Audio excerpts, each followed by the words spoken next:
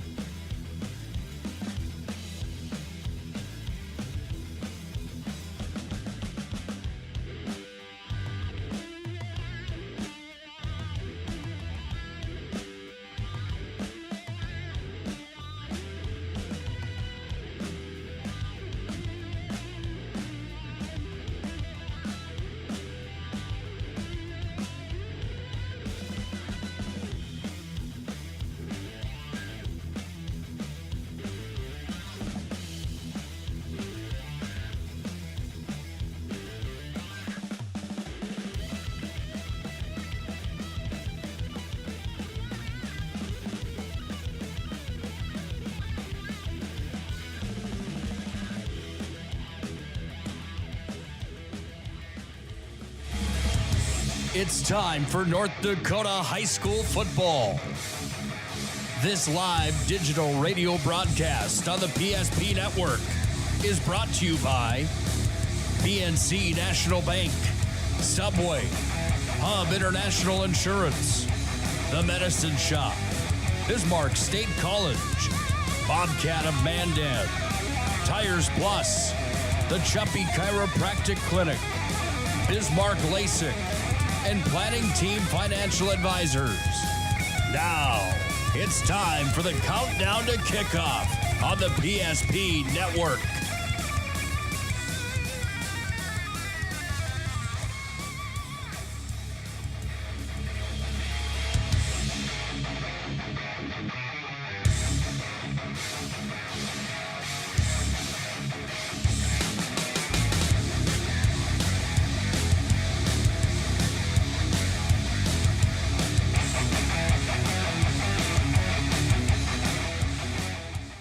Playoff seedings are in the air as we conclude the WDA and the 11AA season. Hi again, football fans, from Mandan's Starion Sports Complex. Todd Darmys alongside Chuck Claremont as we bring you our dual game of the week tonight on the PSP Network. It's the Mandan Braves hosting the Legacy Sabres, the season finale for these two football teams. Mandan 3-5 overall in the campaign. They're 2-2 in WDA play. The Legacy Sabres come to Mandan. They cross the Big Muddy. They're 4-4 and 3-1 in WDA play. So right now, Chuck, that means these two teams have already qualified for the 11AA playoffs, which will start next Friday. But there's still seeding implications, and that's when we get into the whole QRF, the quality ratings formula, and all those things, the bracketology, if you want to get into that. But still an important game for these teams. They can achieve better spots in the seedings and in the standings. Yeah, I think there's a couple games surely in the state of North Dakota that make sense in terms of looking at it to have importance. And this is a huge one, because if you take a look at how these two teams could break out, a winner could potentially move up or surely be ahead of the team that they beat and finish in the 6 seed, a 7 seed, maybe even a 5 seed, who knows, or drop down. So this is a big matchup between these two football teams. And, you know, TD, it's just crazy to take a look at how much these teams match up against each other. It's almost like you get to this season outside of the records of being 3-5 and 4-4. I mean, they're kind of mirror images of each other in a lot of aspects. Yeah, you got Legacy, as we mentioned, 3-1 in conference play. Mandan at 2-2 in conference play. So really how you get to the playoffs is you got to be one of the top 5 out of 6 teams in the WDA, or you got to be top 3 of the 4 teams in the EDC. So these two teams have qualified, and Chuck, the similarities between these squads don't end with one being 3-1 in the conference and one being 2-2 in the conference. It is uncanny how closely matched these two teams are when it comes to digging into the numbers, the tail of the tape, so to speak. Yeah, you look at Mandan scoring 23 points a game, Legacy 25, total offense 290 to 285, and then you look at the defensive side, 20 points a game for Mandan given up, Legacy 21, 278 yards allowed for Mandan, and 278 for Legacy. So it's just crazy when you start looking at that, just to understand how closely matched up these two teams are all across the board. And even, standpoint, you got junior quarterbacks, and I mean, we could spend 20 minutes just talking about in terms of the similarities between these two football teams. The one thing that wasn't similar is last year Legacy missed out on the playoffs, and it happened in the last game of the season, right here in Mandan, and Legacy ended up being the bad side of a 3-way tie for third place. 3rd, 4th, and 5th were just log-jammed. Legacy lost the tiebreakers. Mandan advanced to the playoffs last year, where they went all the way to the semifinals before losing to Century. So, I guarantee you that probably is in the back of Legacy's mind, but there's a lot of turnover, a lot of new kids playing. So, but nonetheless, you want to be playing your best football at the end of the season. And I think right now, if you look at Legacy, they're probably playing pretty doggone football. They have put 2-3 good quality football games together with all 3 phases. Yeah, I would say they've made some changes offensively with bringing Logan Miller at quarterback. You bring in some guy that's made some major differences on defense with the Jackson Kellogg, and it's amazing when you look at even high school football how much one little change like that might seem little, that really ends up being significant, can change in terms of how your team is playing on both sides of the football.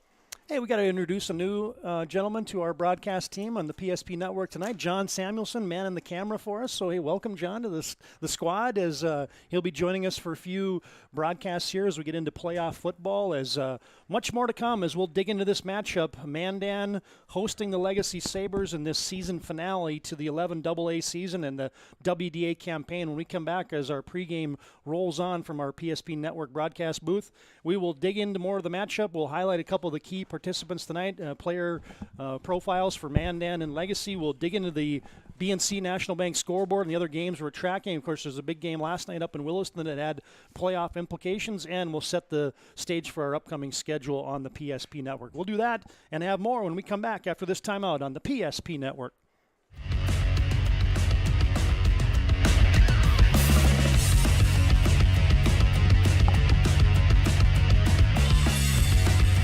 You remember where this goes?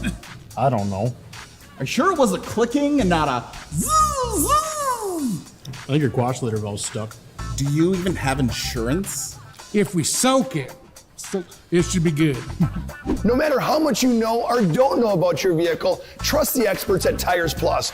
Real answers from real mechanics. Purchase 4 eligible Firestone tires and receive up to $120 in a prepaid Visa gift card. Thinking service? Think Tires Plus. If your eyes could talk, they'd tell you life is better with LASIK. No more reaching for your glasses. No more dry eye from overwearing your contact lenses. Right now, Bismarck LASIK is offering free consultations for LASIK procedures. Break free from the daily hassles and expenses of glasses and contacts. Life is clearly better. Book your free consultation today with Bismarck LASIK and see the difference. Call 222-2020 or schedule online at bismarcklasik.com.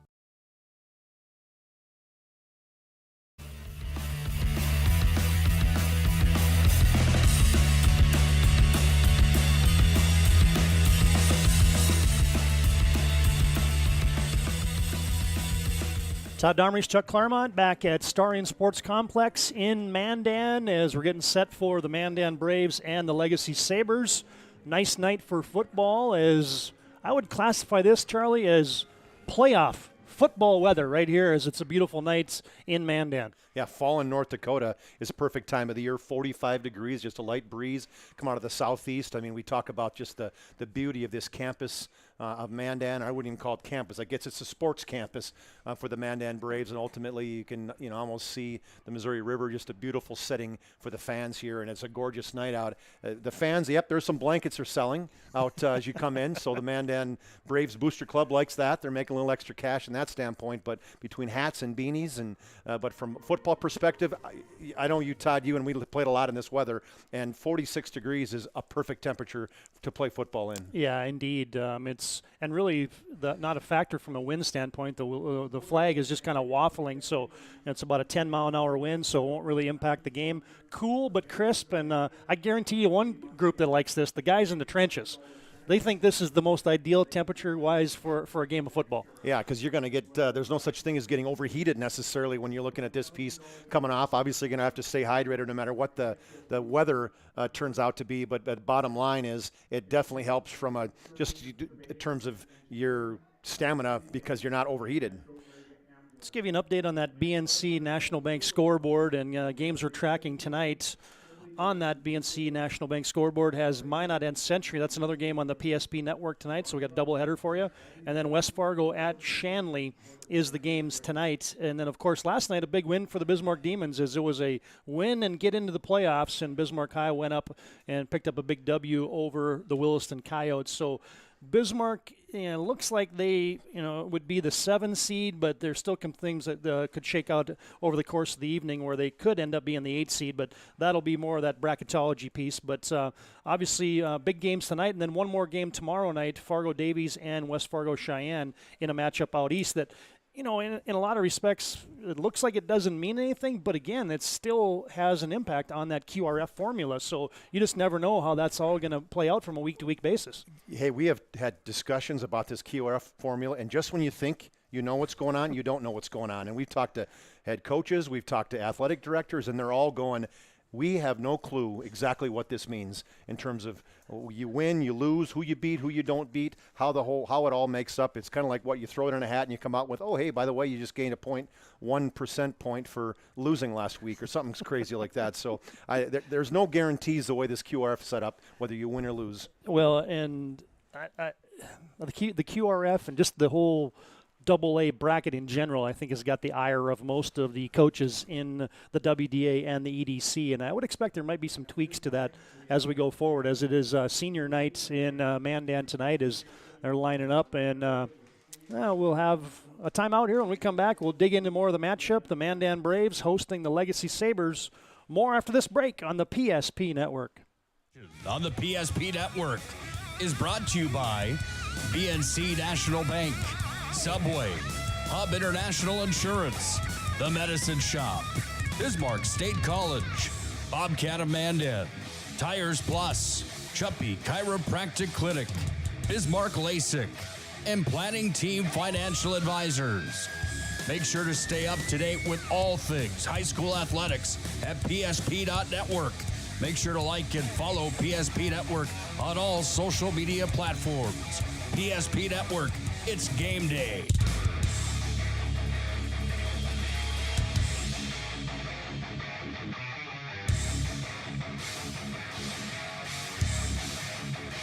The best part about working at the National Bank is developing relationships. I love working with people. We've been here for over 25 years. We've grown just like our communities we're in. But we still have that personal connection with our customers. And that's why we can find the best solutions for them. It feels great seeing projects around the community and knowing we're a small part of making that happen. We're helping people buy their first homes. Plan for the future. From startups to big business. We're part of the community. And we're proud of it. Yours truly, PNC. At Schatz Crossroads, we make 8 gallons of homemade ranch dressing every day. So you can smother your dinner salad with it, dip those crispy golden French fries in it, and dunk your breaded chicken strips. You can even cover your... Wait, no. You can't put ranch on steak. Or can you? Schatz Crossroads. Don't forget the ranch.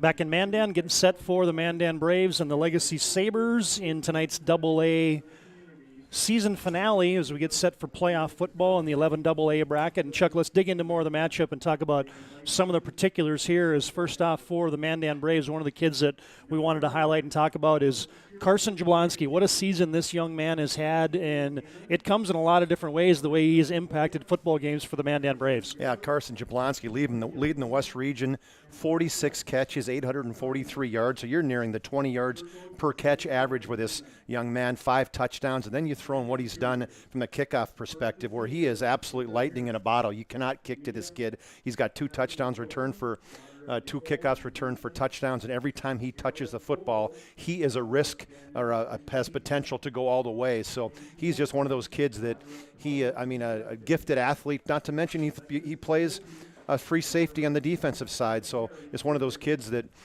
came in early in this year and came out basically on fire from game 1 or 2. I mean, he's had 2 games. Think about this, Todd. He's had 3 games where he's had over 150 yards receiving in a game. And so it's just a guy that he's got number 2, and Legacy Sabres are going to be looking for number 2 every single time, no matter what level, if it's offense, defense, or special teams. Yeah, he's had a couple games with 10 catches.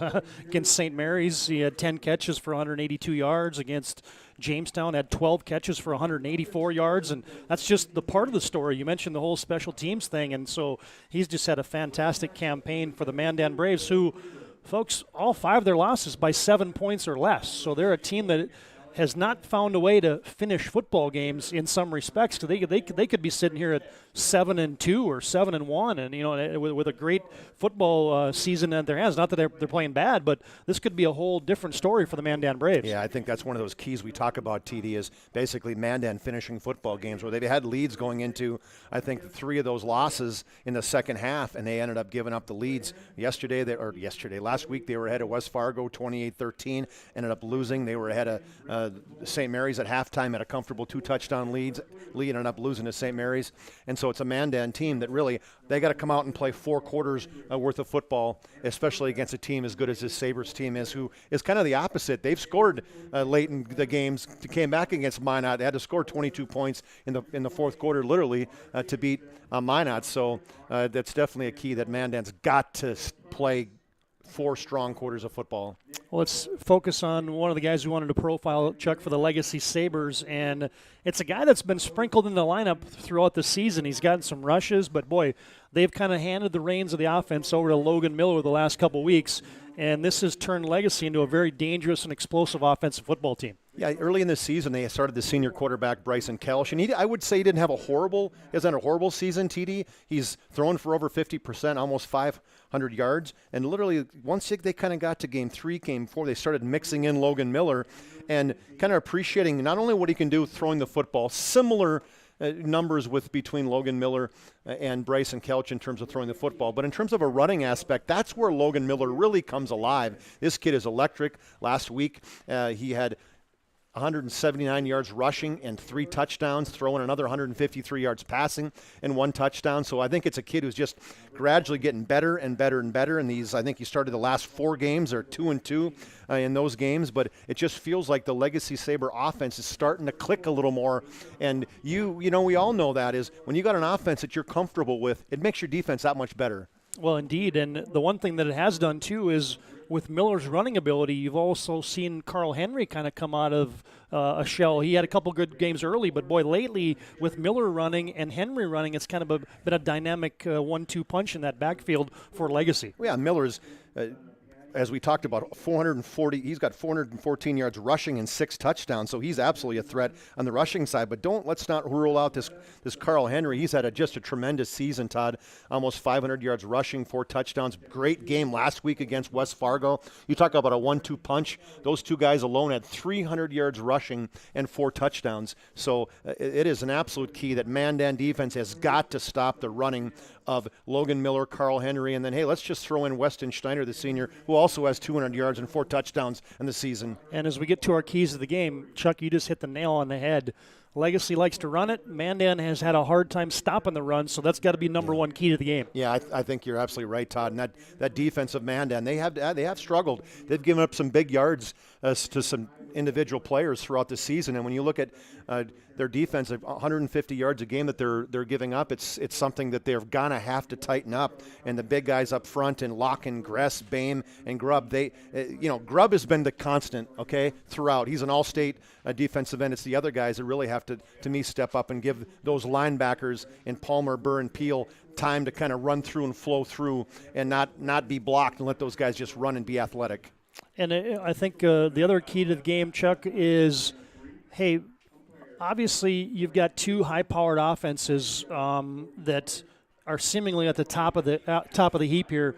Mandan's had a way of getting up early in games, but maybe hasn't finished games. Legacy has had some bad starts, but good finishes. So how does that all play out? It has to be a key to the game as well. I would agree, and that's one thing with Mandan. It's surprising to me that they've given up scores late in the game, because they've got an offense that they lead. They got the best quarterback in terms of statistics in the West. They got the best running back in Wiseman, the best quarterback in Carlson. They got the best receiver in statistics in Jablonski, the best return guy in Jablonski. So it just seems odd to me that a team with that much firepower has given up leads late in that football game. And so Mandan is going to have to come up with maybe it's the offensive side, maybe not just, hey, let's just not throw it to the offense, or the defense, the offensive.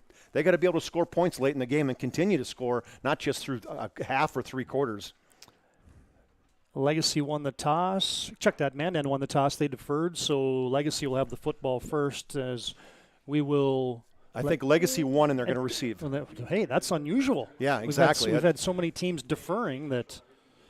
Well, so Legacy will send back that return unit, as Alex Wagner will be booting it for the Mandan Braves. And it's our favorite road uniforms of the season for the Sabres, the ones that maybe on our video webcast broadcast tonight you can see the numbers, but Chuck and I are going to have our binoculars out the entire night. Like, I can't even tell who's back to receive with my binoculars on. So I can tell you, it's number 10. No, it's 18. Sorry, it's Clipville. You must have better binoculars than me there, partner. Yeah, these are hunting binoculars, TD. These are. That's Brett Lacombe, and we're going to say it's Lacombe from the 5. To the 10, the middle of the field, to the numbers, back to his right, and Lacombe runs it all the way out to the 25-yard line, and that's where the Legacy Sabres will take over 1st and 10. Here's your Sabres offensive unit up front. Nelson Poppy, Kiefer Glenn, Race Gullix, Alex Wetstein, Cole Treber, and then your wide receivers, Joey Bazolski, Brett Lacombe, Alicius Lenore, and then your running backs are Weston Schneider and Carl Henry, and your junior quarterback, Logan Miller, mans the helm for the Legacy Sabres. Just underway from the Starion Sports Complex in Mandan Legacy 1st and 10 from their 26-yard line. Henry standing beside Miller, who's out of the gun. Snap is back, handoff Henry. Straight ahead running, good hole, right down Broadway. Henry pile drives his way for a gain of about 9 yards. Finally stopped there in the secondary. Trailing it from behind was Jackson Scott. Interesting, Jackson Scott. They didn't show him as starting, but clearly they have him. He must be starting because he got the first tackle on the first play, but it was late, so good blocking up front in that right side by Treber, this 275-pound tackle back from last season. Give Henry 8, and now Legacy comes out in an I formation. Second man through. Henry darts to his left, squeezes through a small hole, and now he drives it ahead north and south. First down carry out to the 40-yard line. And here's your stop there by Devin Church. Here's your Mandan Braves starting defense up front in a 4-3 lineup. Turner Locken is a defensive end. Owen Gress, Brady Bame, the tackles. Aaron Grubb, the first-team All-State defensive end, mans that right defensive end side. Your three backers, Brendan Palmer, Sam Burr, Wyatt Peel, Rustin Mendenwall, Norland Johnson, your corners, Jablonski and Frank, your strong safeties. 1st and 10 Legacy, and they'll pitch it, and here comes a wide side run, and being tripped up is Carl Henry. Knifing in there and jackknifing him down was Try Frank from his safety position. And Frank's a big kid. I mean, 6'2", 195, just having a tremendous season.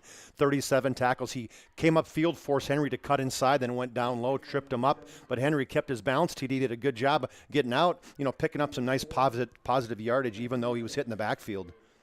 Bazulski wide to the left, Lacombe wide to the right. Henry will dot an I formation on 2nd down and 6 for Legacy. And a handoff goes to Henry, and he's got a big hole. Boy, they are gashing him right now. That's a first down run for Carl Henry all the way to the 40-yard line of Mandan. Big gainer, and Legacy's on the move into Mandan territory. Turner Locken hanging on for dear life on the hit for Mandan. Yeah, that's exactly what happened, Todd, as Locken was trailing the play, was able to bring him down. But Henry, he has just been a load right now at 190 pounds, Todd, and it's just straight ahead, nothing fancy. Yeah, sans a pass here on the opening drive. Legacy's moved into the Mandan territory, 1st and 10. Handoff to the fullback that time, that's Wes Schneider. And he gets a couple, maybe gets to the 39-yard line. Bottled up there by McCoy Keller. That's one thing with this Mandan team, Todd. They play a lot of different kids. I mean, when you look at the statistics for these guys, they go down 17, 18 deep in terms of kids that are in double-figure tackle. And McCoy Keller's one of those kids that plays. He doesn't start, but he gets a lot of playing time. 2nd and 9, just under 10 minutes to play here, first quarter. Opening drive of the game. Legacy shifting, and now they'll hand it off straight ahead. There goes Henry. Boy, he's got nice ability right in the hole, and he's got good yardage again. Pile drives his way inside the 35, all the way down to the 31-yard line. Close to the sticks is Carl Henry, knocked down there by Devin Church again, and that's secondary guys making tackles for Mandan. Yeah, and they had Jablonski, I listed as a starter, although I know that things have changed late in the season here with Jablonski. Ultimately, he'd hurt that hamstring a little bit, Todd, so I think he's probably limited action on the defensive side of the football. And they're just going to sneak it on 3rd and short, and there goes Logan Miller. Squirts his way for a first down. Inside the 30 goes the QB Miller. And all the way to the 29-yard line. Legacy, a nice opening drive here with 8:41 to play, first quarter. Yeah, you got to imagine that everybody's keying on Miller and Henry, and thus far it doesn't make any difference as Henry, he's got 5 carries, 42 yards, first carry there for Logan Miller, but he absolutely is a threat, as we talked about in the pregame. 179 yards and 3 touchdowns. You talk about a kid, kind of a coming out party in terms of rushing offense. Snyder now standing beside Miller. They like to run it out of the QB hand in this formation. And there's a fake. No, it's bobbled and it's dropped. Snyder falls on it immediately as there was Mandan Braves sniffing the football there. His tackle for a loss going to be recorded by McCoy Keller. Well, I think what happened is McCoy Keller was slanting from that left defensive end, Todd, and Weston Snyder probably looked up and saw big number 68 right in his face, took his eyes off the football, dropped it. Fortunately for him, he was able to pick it right back up. Yeah, that was almost disaster there. As looked like there was a penalty flag down, Chuck, as I did not see it, but the official indication is going to be legal formation. And it'll be a 5-yard penalty. Our white hat tonight gives us that single, and Legacy, that's their first negative play of the game. They've been kind of running it at will here, and so we'll see if they can convert now on a 1st and 15 as we get a chance to tell you that tonight's game brought to you in part by the Medicine Shop of Bismarck. They're proud to support local athletes. Medicine Shop offers free delivery, and you can get your flu shot at the Medicine Shop. Just got mine yesterday, as a matter of fact. Yeah, I got to get on that, TD. Yep. I don't want to do it over the weekend because you never know how you're going to respond to it. Going to miss a day of work. There you go. 1st and 15. Motion by Lenore. And now a handoff goes to Schneider. Jerks and jives and goes straight between the hash marks. Good blocking up front for Legacy. Gets the penalty yardage back +1. Hit again by McCoy Keller as he's racking up tackles for Mandan. Yeah, Keller's all over the place, but he had just good little nifty rushing, like you said, by Snyder as he just avoided one tackler and almost ran sideways through that hole. Todd was able to pick up that yardage back of the penalty. Pickup of 6 sets up 2nd down and 9. Legacy's taken this opening drive of the game, and they've marched it for almost 5 minutes. 7 minutes and change here to play in the first quarter. Henry now standing beside Miller. 2nd and 9. Quick hitter. Near side. He's got Lacombe. Lacombe cannot get away. Short gain on the play up to the 27. As it's going to be Rustin Mendenwall. Good tackle in space there for Mandan off of the short completion. Miller's first pass of the night is hauled in by Lacombe. And it's a nice pass from a quarterback standpoint. Hey, let's just set something up where I really don't have to read it. I take the snap, take 2 steps back, turn to the outside, and just throw a fastball to my receiver, Brett Lacombe, on the outside. But just good coverage by Rustin Mendenhall, the sophomore cornerback. Well, now you got 3rd down and long. 3rd and 8 to be exact. Miller's going to be out of the gun. Trips to the left, one receiver right. Miller's back to pass. Looking, going deep. Throwing it to the goal line, and that pass is picked off. Picked off by the Mandan Braves. And he's just going to take a knee. And the interception is going to be hauled in there by the corner, Rustin Mendenwall, on a ball that just kind of floated there for Miller and overshot his intended receiver. And that's going to be a good drive for Legacy on the opening series of the game that comes up empty. Yeah, I think he had a guy potentially open, but he just overthrew him, like you said, Todd. He had a guy going straight up the seam. Stayed right on him the entire way. The cornerback Mendenwall came over the top, and the ball just kind of sailed on the quarterback Miller, and Mendenwall made a nice job of intercepting that football in the end zone. Mandan bends, but they don't break on the opening drive of the game. Scoreless with 6:18 to play first quarter. There's your junior quarterback, Max Carlson. Has Jablonski in motion, and they hand it off, and there goes Lincoln Wiseman as we'll set that Mandan offense here in just a second as the Braves get a gain of 1 for their tailback Wiseman. And Wiseman's just having a tremendous season at TD, where it's a kid leading the West region in rushing. Here's that Mandan offense up front. You got Turner Locken, Brady Bame, Seth Gerhardt, Owen Gress, Hunter Corbin. Your receivers, Ty Frank, Carson Jablonski, Sam Burr, Lincoln Wiseman, the running backs, Grubbs, your tight end, and Max Carlson, your junior QB for the Mandan Braves. Carlson back to pass, slings it near side for Frank. Good coverage as it falls incomplete at the 40-yard line. Good coverage for that Legacy Sabres defense. It looked like that might have been Bazalski. Yes, indeed it was. You had Ty Frank, a one-on-one, or Try Frank on that outside. Bazalski really wasn't looking back towards a quarterback, Todd, and Try Frank, the ball was somewhere similar kind of in his range of catching ability or catching area, I would say, and I would like to think that Try Frank he wants that one back. Now Mandan facing a 3rd and 9 on their first possession of the football game. Carlson's out of the gun. Wiseman standing beside him. One receiver each side. Legacy looks like they're coming with a blitz. It's picked up. Carlson steps up, throws it over the middle, and now that one's picked off. He was looking for Jablonski. Now you got a return far side to the 20-25, pushed out of bounds is the Legacy Sabres. Interception by Brody Saylor, the free safety, and so the teams trade turnovers here midway through the first quarter. Well, both quarterbacks throw something that sailed on them. I don't think I couldn't see who he threw to, but he was not open, Todd. The ball was thrown into double coverage, and it was the receiver got overthrown, and right there was a free safety playing center field, was able to catch it at about the 35-yard line, and then a nice return up inside the 20, so almost back to where they were before the interception. Yeah, they were looking for Jablonski, but now a bobbled snap, and it's still loose. It's on the turf. Oh, baby. Mandan had 1, 2, 3 guys around it, but it's Carl Henry for Legacy that falls on it. That's a couple bobbles now in the backfield for the Legacy Sabres. Yeah, they're lucky they got that back.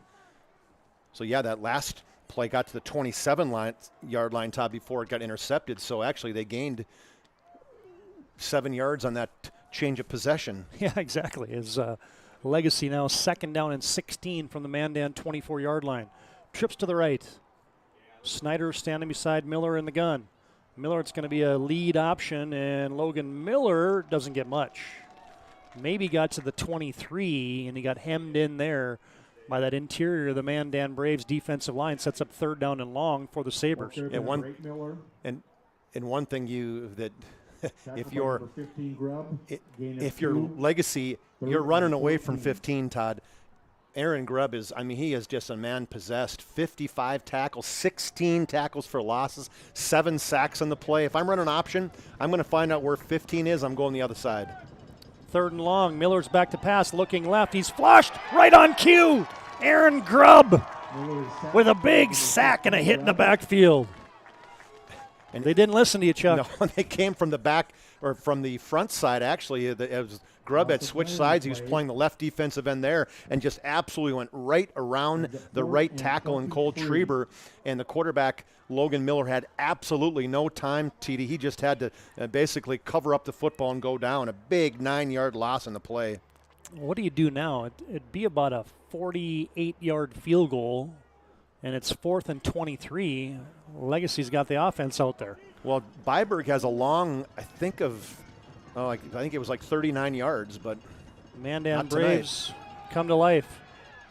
Miller's throwing it deep into the end zone. He's got a man out there. Is that caught? Yes! Touchdown!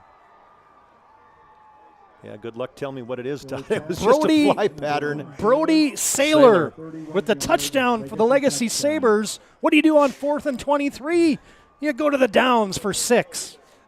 Brody Saylor lined up at the left flanker position, Todd, straight down the field, man-to-man defense, and a perfectly thrown football for Logan Miller. Threw it high in the air, and it right outside the outstretched arms of the cornerback for the Mandan Braves, and a perfectly thrown ball and a catch by Brody Saylor right after the interception. Yeah.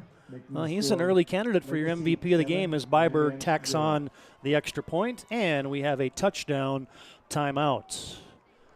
3:24 to play, first quarter. BNC National Bank scoreboard. It's Legacy 7, Mandan 0. Back after this timeout on the PSP network. Exits are located on the north and south sides of the main grandstand. For fans on the east side, the exit would be the northwest gate.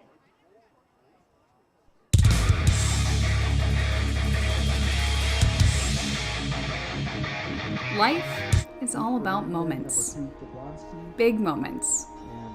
Small moments. And those moments you can't put into words. It's how we at First International Bank and Trust live first and have been for more than 110 years. One customer, one family, one moment at a time. First International Bank and Trust. Live first.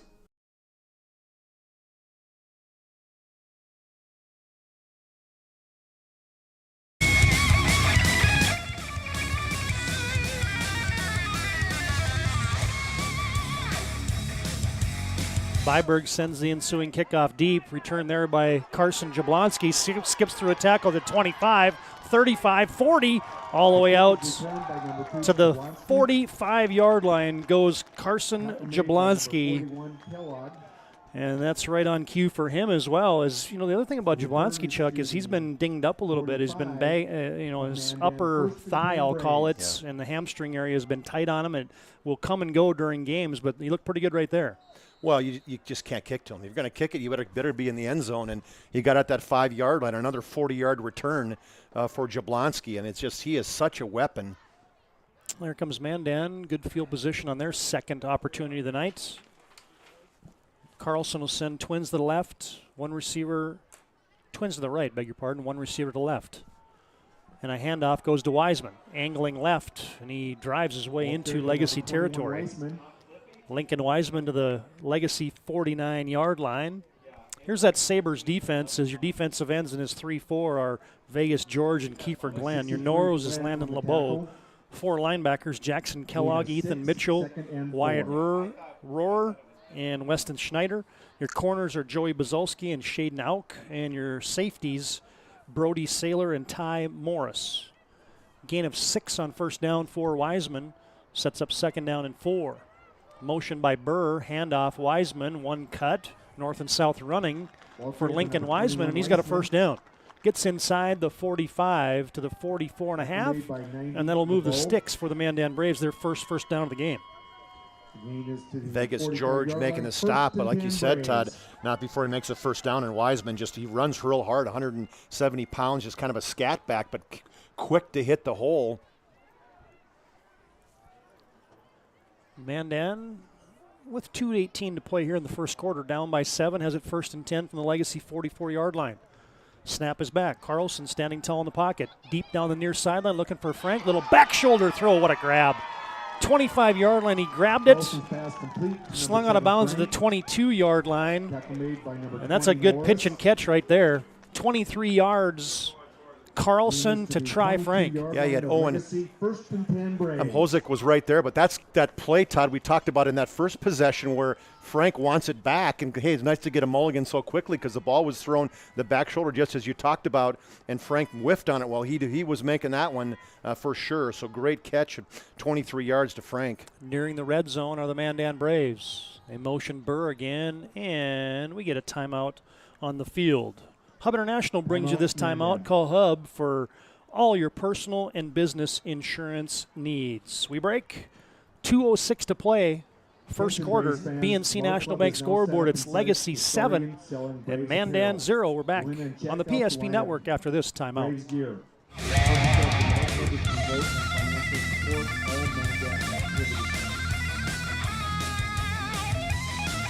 Whether you're looking for a full-service financial plan or planning for farm or business succession, Planning Team Financial Advisors is here to help you work toward achieving your financial goals. With locations in Bismarck, Garrison, and Center, our full-service team of professionals are dedicated to helping you work towards achieving your financial goals. Visit us online, planningteam.com. Securities offered through LPL Financial, member of FINRA and SIPC. Investment advice offered through GWM Advisors.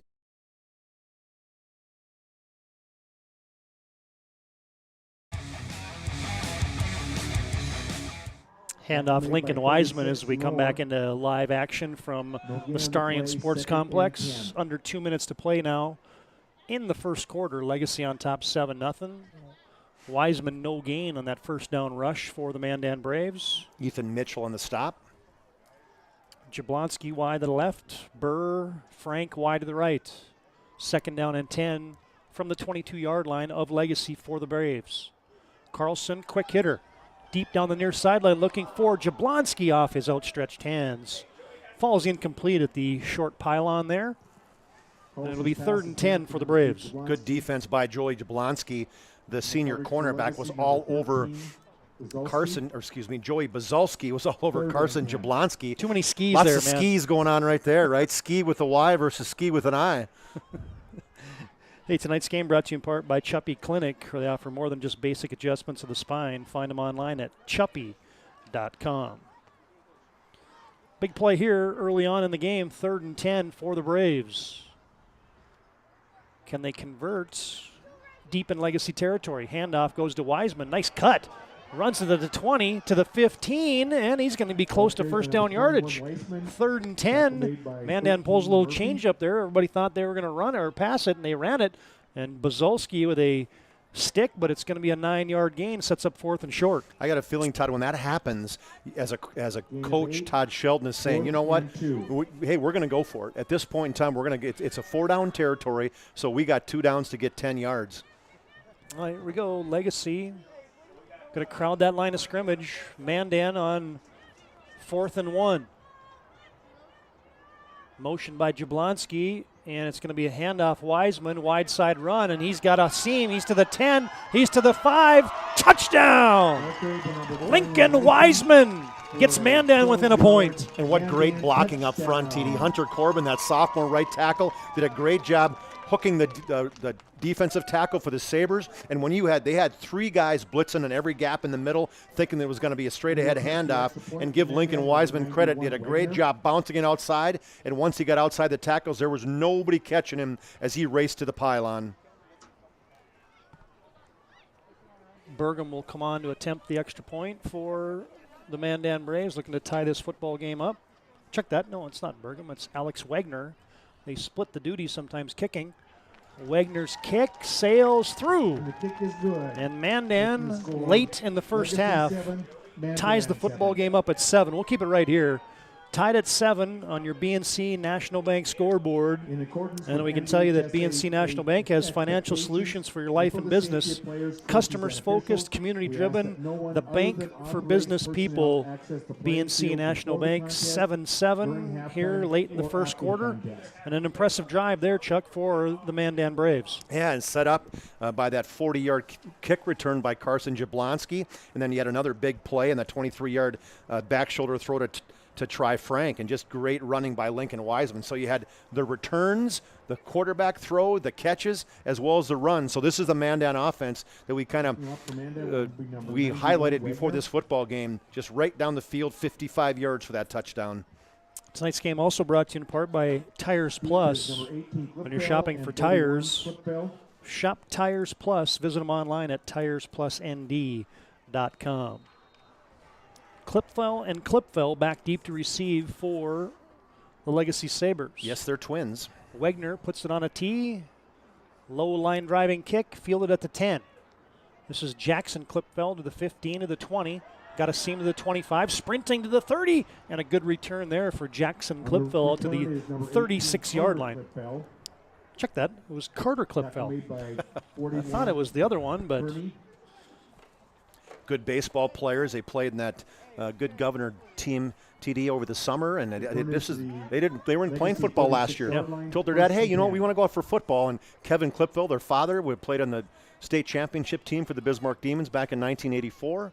Was a good defensive back and fullback. So good athletes. Took them a few, I'm sure, practices to get the football feet under them, but done a nice job for the Sabres. 1st and 10 Legacy, and there goes Carl Henry, the left side run. Stacked up as he gets to about to the 40-yard line. First down gain of, we'll give him 4, as that could be the first or the last play here of the first quarter. As we drip down to just 10 seconds to play in the quarter, Legacy, they are laid out of the huddle, so that will be our final play here of the first quarter. Good one brewing from across the Big Muddy tonight from Mandan's Starion Sports Complex at the end of our first quarter of play. Take a quarter break on your BNC National Bank scoreboard. It's Mandan 7, Legacy 7. Second quarter comes up next.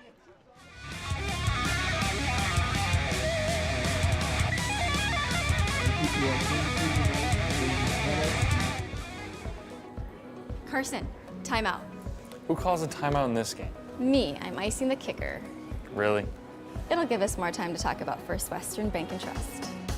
Like our convenient online banking. Along with smart trust service options. We're all about hometown service with bankers that know you and the community. Okay, go ahead and kick. I don't believe this. First Western Bank and Trust. You can bank on us.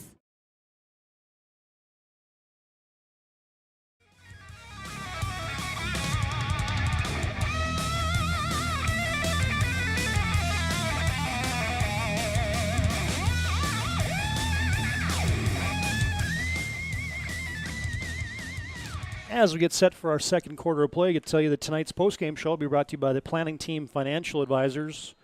Helping clients work towards financial freedom, Planning Team Financial Advisors brings you our postgame show for all of our PSP Network broadcasts. We'll have player and coach interviews tonight. Individual and team numbers as well as on 2nd and 5. Legacy's back to pass. Oh, and they got a tight end. That was Lenore, but he got popped. Had it in his hands at the Mandan 45-yard line. I think it might have been Weston Snyder, who literally was lined up, just kind of came from his fullback spot through the line of scrimmage and went straight upfield. And one thing that Legacy, they like throwing the football to both Snyder and Carl Henry. And I know the ball was thrown maybe up a little bit high, but maybe Weston Snyder got maybe he saw some black jerseys coming at him right there. Well, it looked like he had it potentially in his hands, but then a good hit by the Mandan Braves sets up 3rd down and 5. Mandan's fans come to life. Miller, quick hitter, far side's caught. 1st down reception, a little too soft coverage there by the Mandan Braves as it's Joey Buzolski bringing that pass in. Yeah, Buzolski just a quick hitter, and Buzolski, he's absolutely a threat. He's got 16 catches on the season, pushed hard upfield, little stop route. Quarter of the ball was thrown right there as he turned back around. So 4th first down in this first half by the Sabres. They're moving the football again. A little too soft coverage there by Rustin Mendenwall, the corner, and Legacy's on the move. From near midfield, 1st and 10. Henry dots an I formation, and he gets it, and he's got a hold of the 45.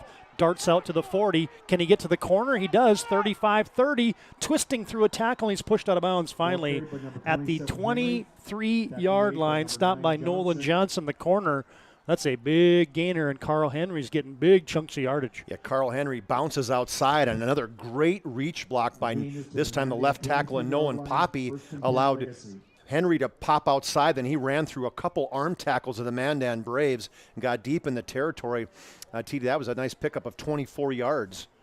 And Legacy, 28 yards, excuse me. Legacy 1st and 10 from the Mandan 23. They're going to give it to Henry again, and he's got a few yards inside the 20 down to the 19-yard line goes the junior Carl Henry.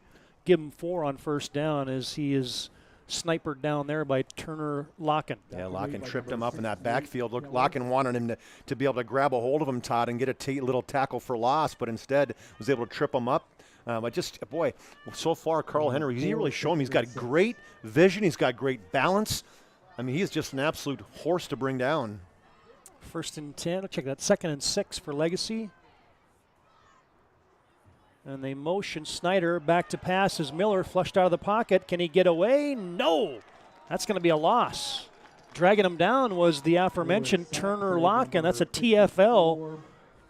A loss of 6 on the play. Yeah, maybe give him a sack even, Todd. It was a drop-back pass for the quarterback, Logan Miller, and it was a big-time rush by Grubb and Locken on the outside. Then he also had pressure up the middle. I couldn't tell if that was a linebacker blitzing or if it was just one of the tackles, but he had no time at all, was able to scramble to the outside, avoid the tackle of 2 of the guys, one of them being Aaron Grubb. But, boy, right there was Locken, the senior, to pull him down for a sack.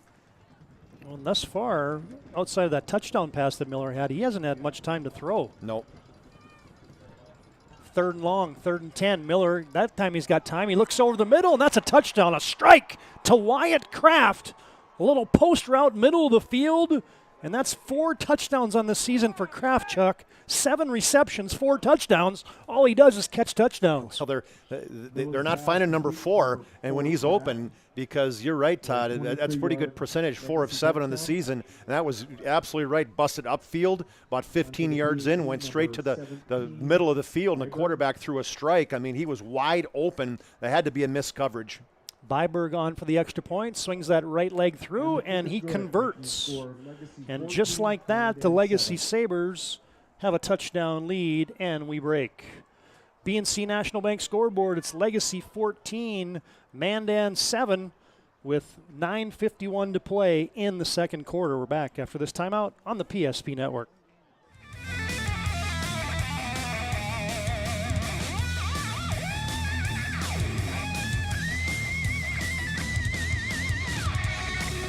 The North Dakota Safety Council is dedicated to preventing injuries and saving lives by offering hundreds of safety courses. The NDSC helps workers return home safely every night and make sure schools are ready for any emergency. Our first aid training and defensive driving courses help save lives. We empower people through personal protection courses and operational risk assessments for businesses. We're a private, nonprofit organization committed to making North Dakota's homes, schools, communities, workplaces, and roads the safest in the nation. Learn more at ndsc.org.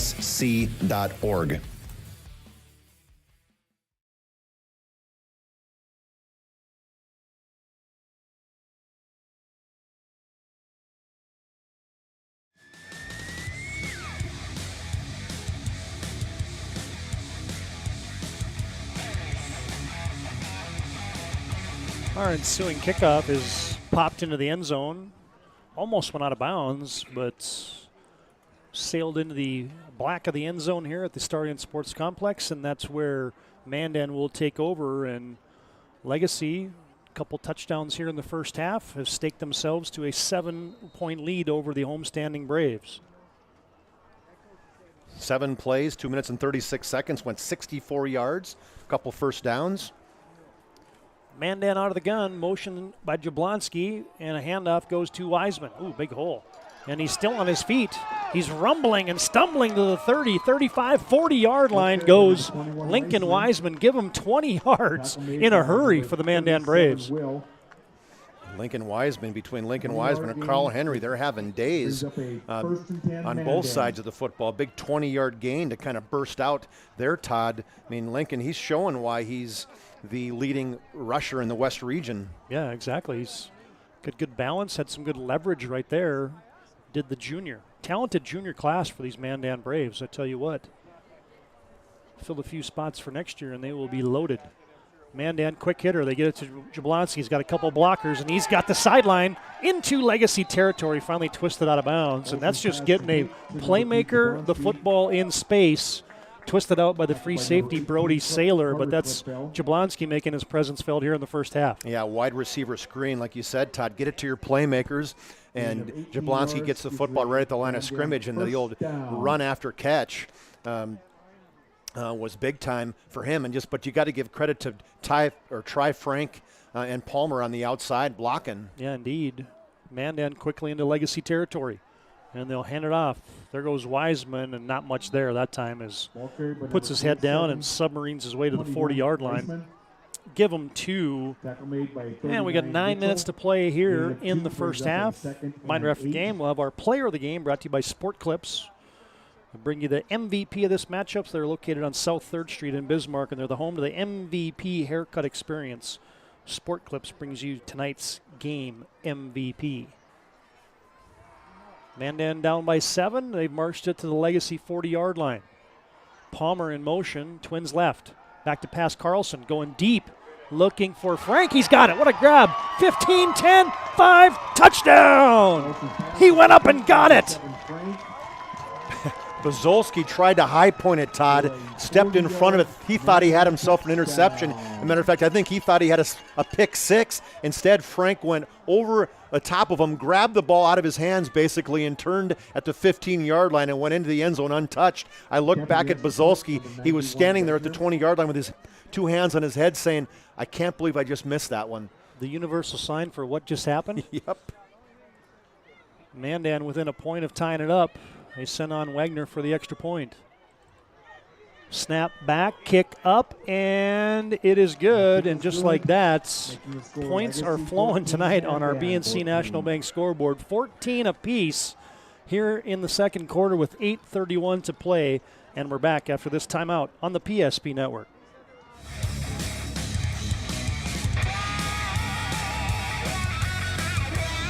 Life is all about moments. Big moments, small moments, and those moments you can't put into words. It's how we at First International Bank and Trust live first and have been for more than 110 years. One customer, one family, one moment at a time. First International Bank and Trust. Live first.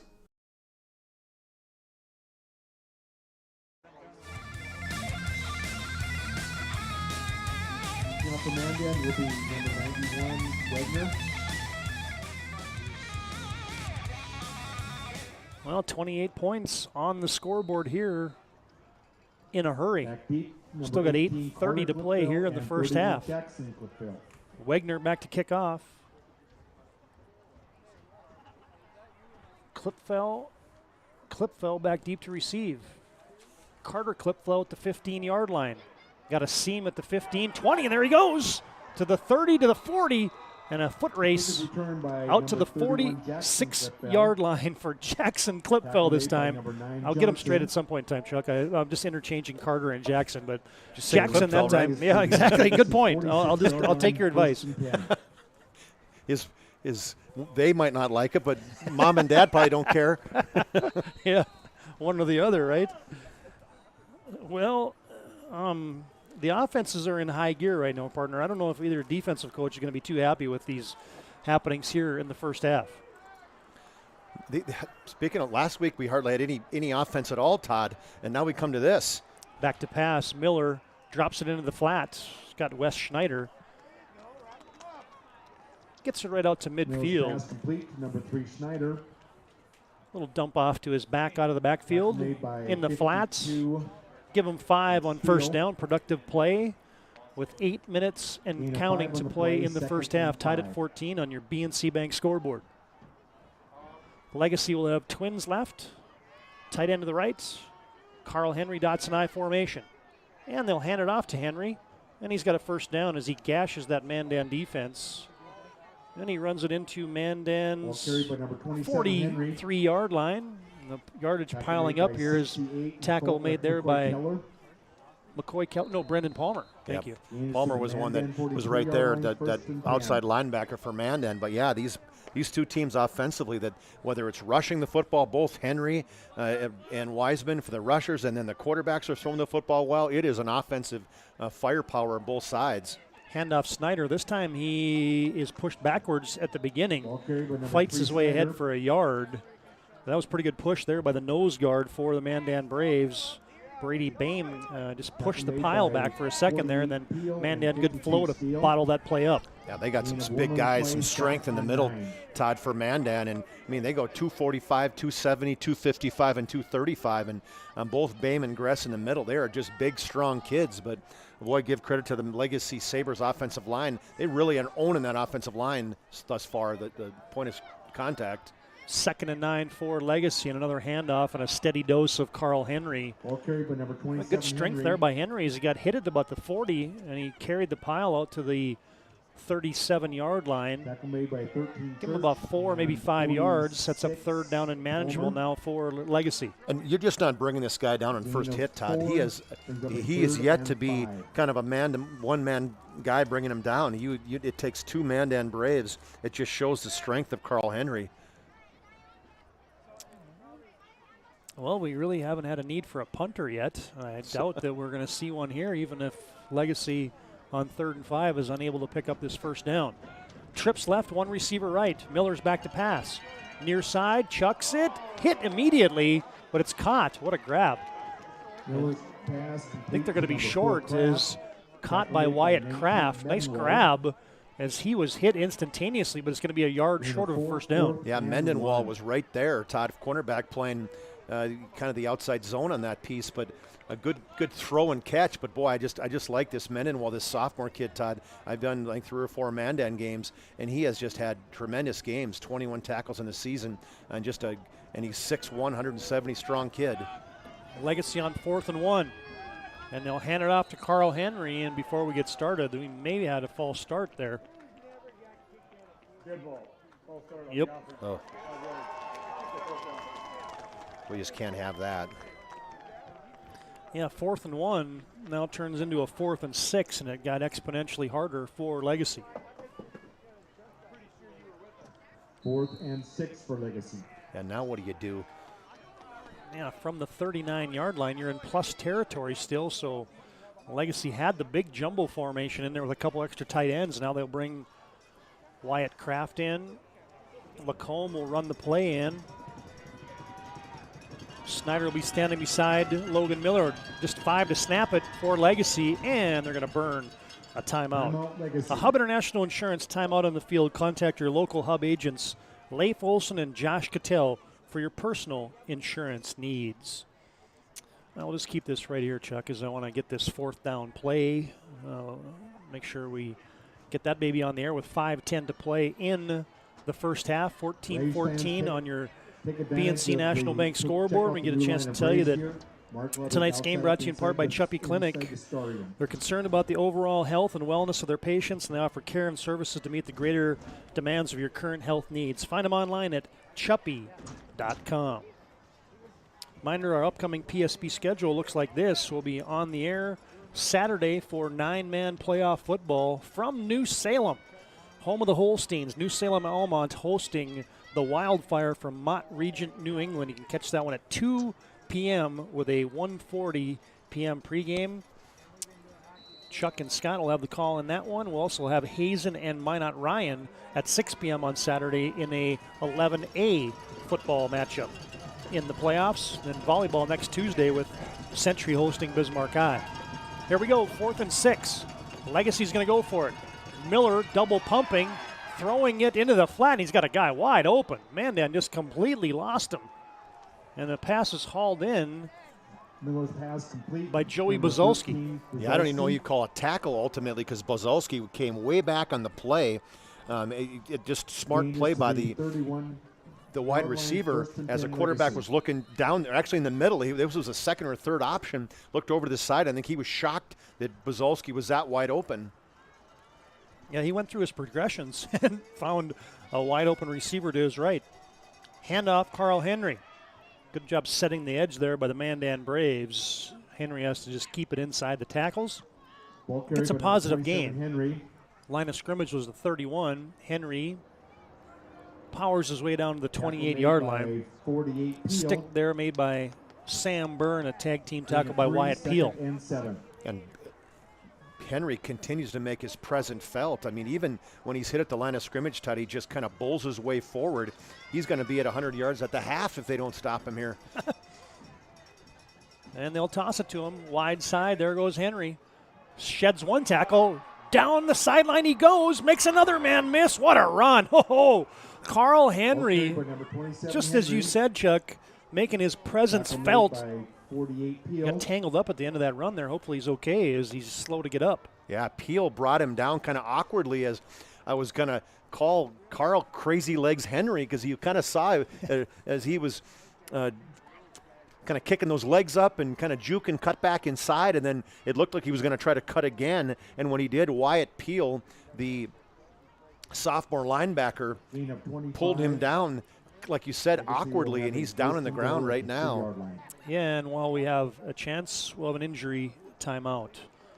Late in the first half, 4:07 to play in the first half. Legacy's concern now is with their junior running back, Carl Henry. We're back after this timeout on the PSP Network.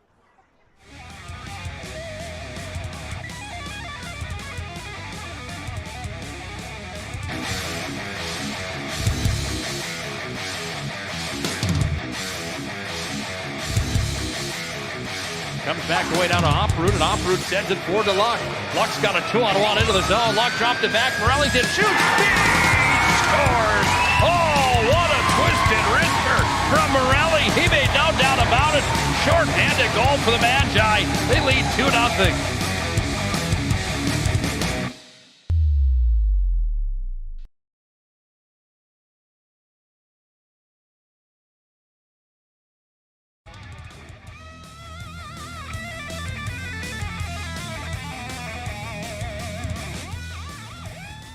Well, Carl Henry goes off gingerly under his own power. Yeah, that's important, Todd. Legacy, 1st and goal. And they'll hand it off Weston Schneider, and he's eclipsing the goal line. Touchdown! Legacy back up on top. Quick scoring drive. The crazy legs, Carl Henry, got him down there close.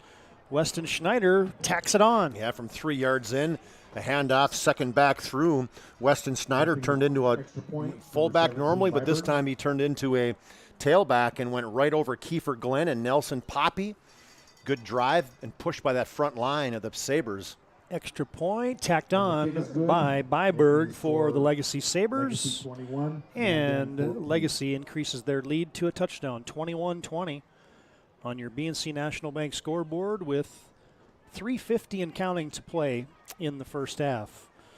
Well, Chuck, there hasn't been a whole lot of defense, I would say, with 35 points here in the first half, but these are two of the highest scoring teams in the league, and matter of fact, from total yardage standpoint, Mandan's number 1, Legacy number 3 in the conference in yardage and points scored. They're 2 and 3, so they've been teams that have shown this ability pretty much the entire season to put points on the scoreboard. Yeah, the only time they've been stopped is when they've thrown an interception. So right now these offenses are doing exactly what we talked about. The offense would be doing. The defense is kind of doing exactly what we talked about too, as they're giving up almost 300 yards a game. Yeah, one of our keys to the game was can Mandan stop the run? So far, Nope. Been the run, nope, or the pass. Really, It's been both directions.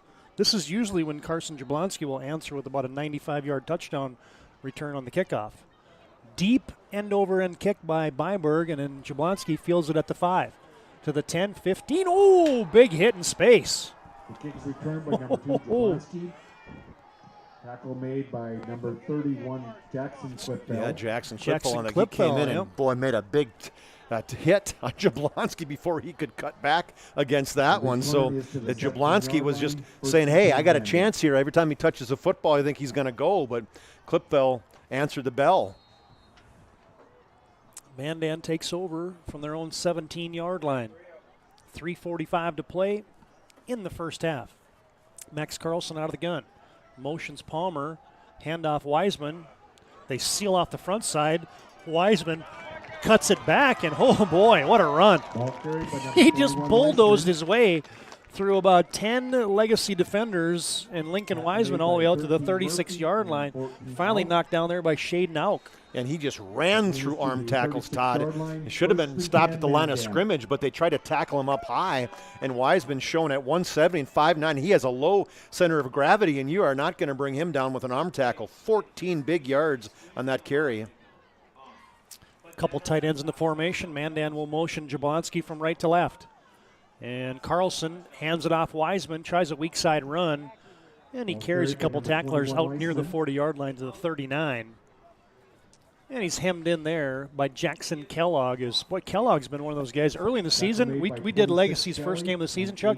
Wasn't anywhere to be found in the lineup. He has earned playing time as a linebacker for the Sabres. Yeah, he didn't even get in the football game. Nope. And ultimately, he has shown that. We talked to Woody's done a couple of their football games and said 41 is just all over the field. I saw him in a couple of JV games, and he was dominating. So he earned it the old-fashioned way.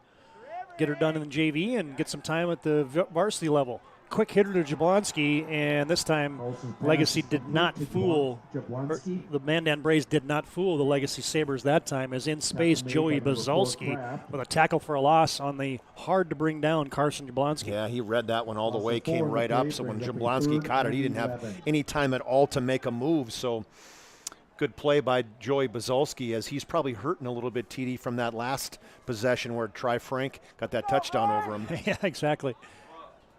Legacy has got him into a 3rd and 11. Carlson out of the gun from the wide side, looking short side. Carlson flushed out of the pocket, throws it late, and on the sideline, did Frank catch that? Well, I don't know. I couldn't tell. Oh, if it did, it was an impressive tiptoe, as they say it's incomplete. And, hey, we do have punters on each of these teams. We're going to see Mandan's punter send this one away. A 4th and 11. Tristan Ulmer, the freshman. Punt for the Braves, number 90, Ulmer. And back deep to receive for Legacy. Deep for Legacy, number 4, Kraft. Wyatt Kraft. Ulmer standing at his 22-yard line. 1:57 to play in the first half. Legacy up by 7, and they'll get the football. Good punt by Ulmer, a wobbler fielded by Kraft at the 27. Kraft turns the wheels on to the 40, far sideline, midfield, cuts it back at the 45, and now he's loose to the 30. Oh, and he's tackled by the punter. Big return for Wyatt Kraft. He's got a touchdown already, and now a huge punt return sets up Mandan late here in the first half. I think the tackle, Todd, was by the snapper. I think Peel might be the long snapper. Okay. As you're right, what a tremendous return from the 37-yard line all the way back to the 10-yard line. So you take a look at that. You had a 15 and 20 or 13, so a 28-yard punt, and then you turn that into a huge return from your 37 all the way down to the 10-yard line. So throw another 53-yard return there for Wyatt Kraft. Got an injured Mandan Brave kind of back behind the play at the 45-yard line. And to get a chance to tell you that tonight's game brought to you in part by Tires Plus. They got all the brands under one roof with guaranteed lowest prices. And then there's service after the sale with the Tires Plus plan. You can't go wrong with Tires Plus, and you can find them online at TiresPlusND.com. Stay tuned at halftime. We'll run through the scoring plays from the first half. We'll give you the individual and team statistics, and we'll take a trip around our BNC National Bank halftime scoreboard. Again, the other games we're tracking tonight. Minot at Century, that's a game also on the PSP network, and West Fargo at Shanley. And all those games still having some play in ultimately what the QRF formula looks like, which right now 1 through 11 looks like this. West Fargo Cheyenne leads in the QRF. Then you got Century. Number 3 is West Fargo. Number 4 is Fargo Davies, but what's ironic about them is they're eliminated from the playoffs, and so you got the 4th best QRF in the state, but you won't be advancing to the 11 AA playoffs. Then Fargo Shanley, then Legacy, then Mandan, then Bismarck High, then Minot, and then Williston rounding that out. So Williston has been eliminated, and now you'll just have to figure things out. So, and Williston and Fargo Davies have been eliminated, so you know your 10 teams in the playoffs. You just don't know exactly what the seeds will be. Well, think about this, Todd. Davies could beat the number 1 team in the state tomorrow and not make it. Yeah. And be ranked, 4th I think they are this week, the state of North Dakota. So I think that just tells you that this whole reorganization, there's something wrong with it. Yeah. I think Fargo Davies will probably look at it and say, hey, wait a minute, we beat Minot, we beat Bismarck, right. We beat Mandan, and those teams are all in the playoffs. How does that all work? So, but that's the way the dice flow sometimes, is we still have that injured player out on the field, and we'll take an injury timeout. 1:45 to play, first half. BNC National Bank scoreboard. It's Legacy 21 and Mandan 14. Back after this injury timeout on the PSP network.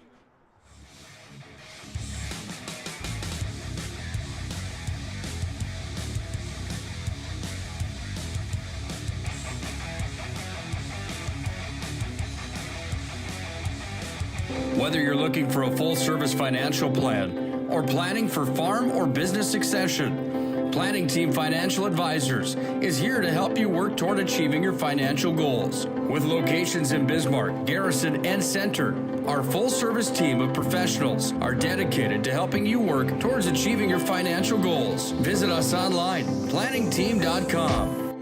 Securities offered through LPL Financial, member of FINRA and SIPC. Investment advice offered through GWM Advisors, LLC, doing business as Goss Advisors, a registered investment advisor. GWM Advisors, LLC, and Planning Team Financial Advisors are separate entities.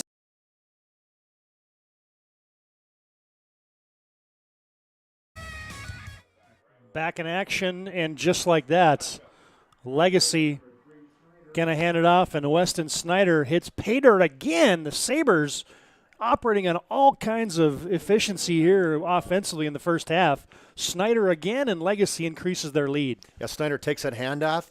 It looks like it's going to be that simple off-tackle run, but he bounces it to the outside and shows that he's got speed for a 185-pound guy. Gets to the outside, stiff arms one individual, and then just gets across the end line for a 10-yard touchdown run for Weston Snyder. Byberg comes on for the extra point, and he slips that one through the right upright. And Legacy has doubled up Mandan here in the first half. Legacy 28, Mandan 14 with 1 minute and 37 seconds to play here in the first half. As Legacy with a one-play scoring drive there after Wyatt Kraft with a huge punt return set him up in business deep in Mandan territory. And now Mandan's in that situation, Chuck, where, hey, you got 1:37 to play here. You got 2 timeouts remaining in the first half. They're a quick strike offense. Can they carve into this 14-point lead by Legacy? Yeah, and they've got a quarterback with all kinds of confidence in Max Carlson, and it's going to, and we'll see where it's set up. They continue to kick the ball to the left, that left side to Carson Jablonski. I don't know, TD. I'm going to try kicking it to the left, the other guy on the left side, even though Clipville made a tremendous play on that last kickoff. Kickoff by Byberg. This one looks like it's angling for the sideline, and that will go out of bounds, and Mandan will have it at the 35-yard line. 1st and 10. No time off the clock. Still 1:37 to play here in the first half. Here's an interesting about Legacy, Chuck, is, their 7th year of their varsity program. They've been in the playoffs a few times, but they've yet to have a playoff win, so they're still looking for the program's first ever playoff victory. Yeah, and Mandan is yet to win a state championship in their long history of playing football in North Dakota. So neither one of these teams have had necessarily success in the playoffs. Mandan 1st and 10 from their own 35-yard line. Jablonski right, Twins receivers to the left. Carlson out of the gun, Wiseman standing behind him. Handoff goes to Wiseman. This time he's decked in the backfield. Stuck for a loss is just in on the play, Todd, that I don't – oh, no, sorry, Landon LeBeau, the nose guard, is the one who came across and pulled him down. A tackle for loss for LeBeau. And we'll give Vegas George an assist, and somebody called timeout. I didn't see who it was. It looks like it's the Mandan Braves who called timeout. We'll keep it right here. Just 1:32 to play in the first half. And it could have been George too, Todd. The guy I looked up, I saw LeBeau popping right up on the play, kind of showing his number that I could actually see in 90. So it's entirely possible that Vegas George was playing the left defensive end and made the tackle. And then you always had those guys that would just kind of get back on the pile for the people doing the stats on the sidelines, because then they'd see who all came on the pile, and they'd end the game with like 22 assists, and they didn't have one tackle, but they laid on the pile every time. You have any of those guys? Did you ever play with, Chuck? Oh, yeah, we did. Oh, man. What the heck? 2nd and 11 for Mandan. Here comes a blitz. Carlson's got time. Deep down the sideline. Jablonski's got it. Behind the defense. He got behind the corner, Shaden Auk.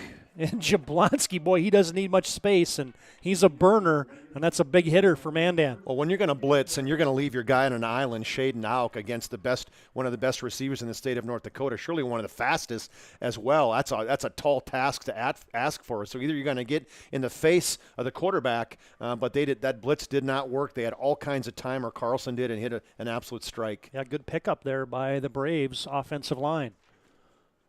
Mandan on the move from the 30-yard line. This time Carlson flushed out of the pocket. Looking, fires it sideline for Jablonski into triple coverage. Still almost came up with that football on a little back shoulder throw to Jablonski, but it falls incomplete. That just shows the confidence that the quarterback Max Carlson has in Carson Jablonski, Todd, because he was double covered in that corner and still threw it down low. I thought, looking at Carlson, like he had an opportunity that he could have ran up the sidelines. I don't know if there was anybody in front of him and the guys at the 5-yard line, but Carlson, he's not a running quarterback, 43 carries minus 5 yards, so he's a guy looking to throw first. And he had some real estate, yeah. So he could have galloped for about 10, 15 yards pretty easily on that play. 2nd and 10, Carlson throws it out in the flat off the hands of Lincoln Wiseman. They were setting up a tunnel screen, were the Mandan Braves, but now they're facing a 3rd down and 10 off of back-to-back incompletions here late in the first half with 1:17 to play in the first half. Quarterback Carlson, he looked upfield. He wanted Jablonski, but he was double-teamed, so he came back to Wiseman coming out of the backfield, and you got to make that catch, Todd, because you got a one-on-one opportunity if he catches that against a backer, and instead the ball kind of went through his hands. Head coach Todd Sheldon mentions the play to the quarterback Max Carlson, and now Mandan has twins left. Darris, Frank, make it trips left, and Wiseman. Jablonski, the one receiver to the right. Comes the blitz. Jablonski had a step, but this time the blitz gets home. Ball comes out. Mandan falls on it. Now the Braves call timeout. There's your Vegas George, Todd.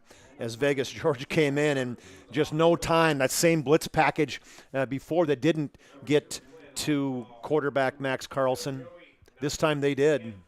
Hub International Insurance timeout on the field. Call Hub International Insurance today. They're located on Burnt Boat Drive in Northwest Bismarck. And they have Leif Olson, Josh Cattell, Michael Borman on board for their timeout sponsorship from Hub International Insurance throughout our season-long PSP network broadcasts. As we're down to 1:10 to play in the first half. Mandan facing now a 4th down and 16, so tough row to hoe here for the Braves if they want to try to dig into this 14-point advantage by the Legacy Sabres. Now, Legacy, Chuck, they've blitzed a couple times. I wonder if this time they kind of lay back and play coverage. I'm doubling Jablonski. Yeah, well, you got to be. And it doesn't look like they are right now, although it may be over the top from that too high zone. Back to pass. Carlson, here comes the blitz, and he's down.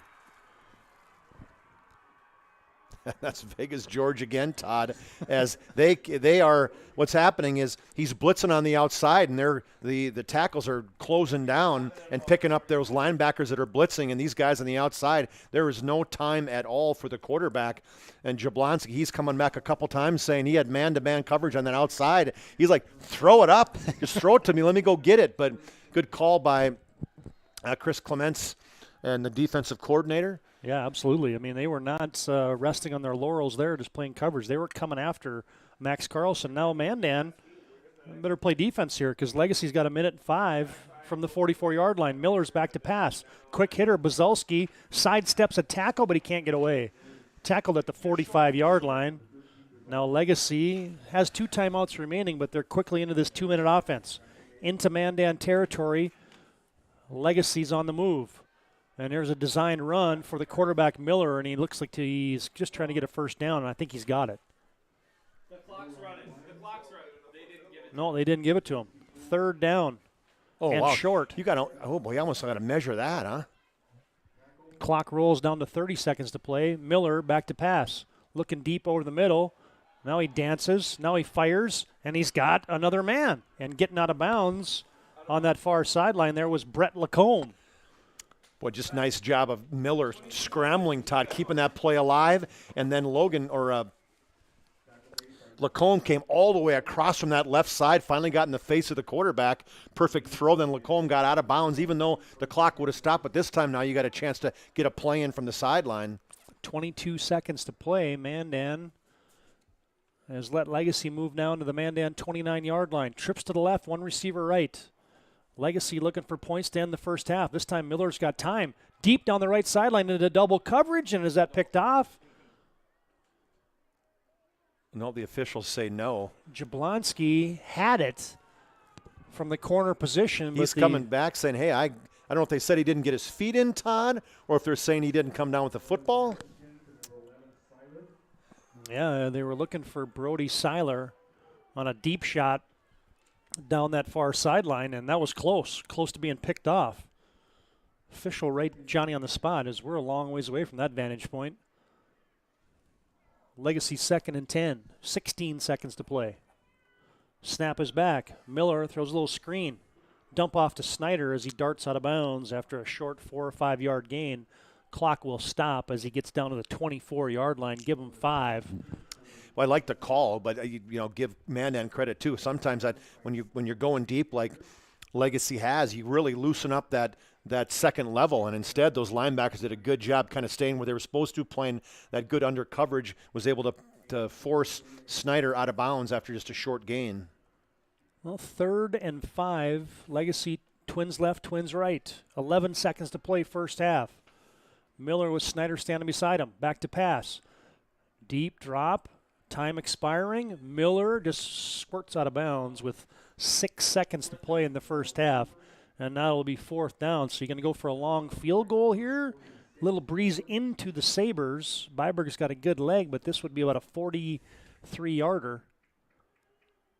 Well, it's supposed to be a southeast wind, so it's hard to see with that flag. No, that might be the other direction. Yeah, you're probably east, right. Well, there, it's east-southeast, so it's kind of actually, a right to left. It actually would be at his back, and they're going to send out Jack Byberg. He's got a 39-yard field goal, is as long of the season. And this will be a 43-yard field goal attempt to end the first half. Snap is back, hold is down, kick is up, got some leg into it, and Byberg, had the distance, but it just drifts wide left.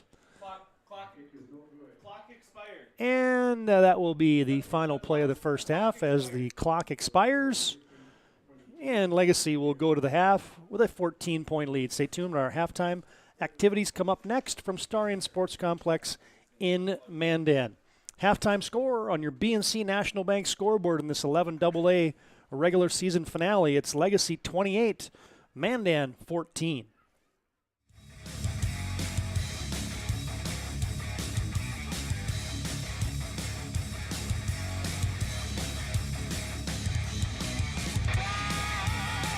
You remember where this goes? I don't know. Are you sure it was a clicking and not a zoom? I think your quash litter valve's stuck. Do you even have insurance? If we soak it, it should be good. No matter how much you know or don't know about your vehicle, trust the experts at Tires Plus. Real answers from real mechanics. Purchase 4 eligible Firestone tires and receive up to $120 in a prepaid Visa gift card. Thinking service? Think Tires Plus. If your eyes could talk, they'd tell you life is better with LASIK. No more reaching for your glasses. No more dry eye from overwearing your contact lenses.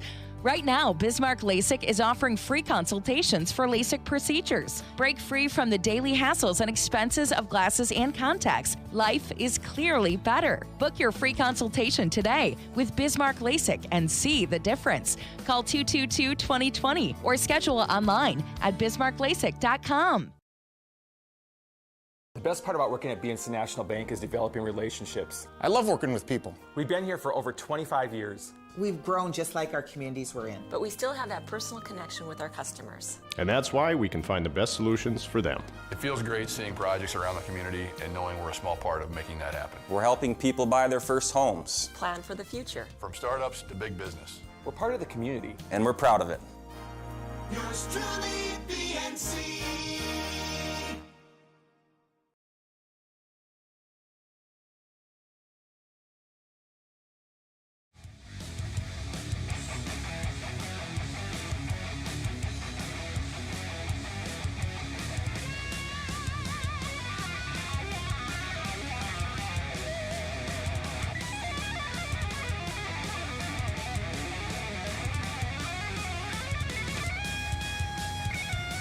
Entertaining first half that has 42 points put on the scoreboard here from Starion Sports Complex in Mandan. Good to have you on the PSP network tonight. John Samuelson, Todd Domries, Chuck Claremont at our PSP network broadcast booth as we're at halftime. Legacy was seemingly in control, but Mandan had a couple answers there, but a couple of big special teams play there, Chuck, that really stemmed the tide for Legacy in the first half. Yeah, Legacy, I mean, just special teams play in terms of you got interceptions, you have special teams with the, for the Sabres with the punt return. Yeah, sorry, with a big punt return by Wyatt Kraft that set up that touchdown, a 53-yard Wyatt Kraft punt return that literally got the ball all the way down to the 10-yard line. It was just one play, and they score from that standpoint. So really just the offense is clicking. Other than this last possession, that the field goal attempt was definitely had the length. The 43-yard field goal attempt, it was just wide, not by a large margin, maybe probably 5 feet or so. So the Legacy Sabres, from an offensive perspective and from a special teams perspective, are feeling pretty good. Defensively, they've kind of the old bend but not break. Gave up 2 touchdowns early to Mandan, and the last 2 possessions for Mandan, they kind of really stiffened and was able to make some adjustments defensively. So I think Coach Chris Clements is really feeling pretty good of himself right now after 24 minutes of football. Miner will be back on the air on Saturday for doubleheader football action for the playoffs, the second round playoff action for 9 men and the opening round of the 11A bracket. Check that, the 11B bracket, as you'll have Mott Regent New England at New Salem Almont. That's a 2 p.m. start on Saturday from New Salem. That'll be the second round of the 9-man playoffs. Of course, New Salem Almont had a bye last week as the region champion. And then at 6 p.m. we will have Hazen at Minot Bishop Ryan. Both those games you can catch on the PSP network. Next Tuesday we'll be at Century for a good volleyball matchup in Bismarck High at Century in 1 and 2? 1 and 2 matchup, exactly. There's your upcoming schedule. And then, of course, we'll have continuing coverage of the playoffs, especially as we get to next Friday, which will feature the 11AA and the 11A playoffs starting in the state of North Dakota.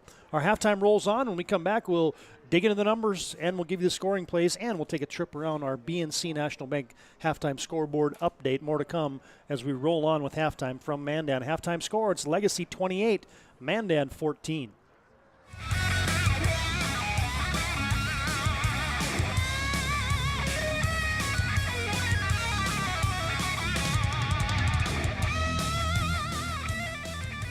Whether you're looking for a full-service financial plan or planning for farm or business succession, Planning Team Financial Advisors is here to help you work toward achieving your financial goals. With locations in Bismarck, Garrison, and Center, our full-service team of professionals are dedicated to helping you work towards achieving your financial goals. Visit us online, planningteam.com. Securities offered through LPL Financial, member of FINRA and SIPC. Investment advice offered through GWM Advisors, LLC, doing business as Goss Advisors, a registered investment advisor. GWM Advisors, LLC, and Planning Team Financial Advisors are separate entities from LPL Financial.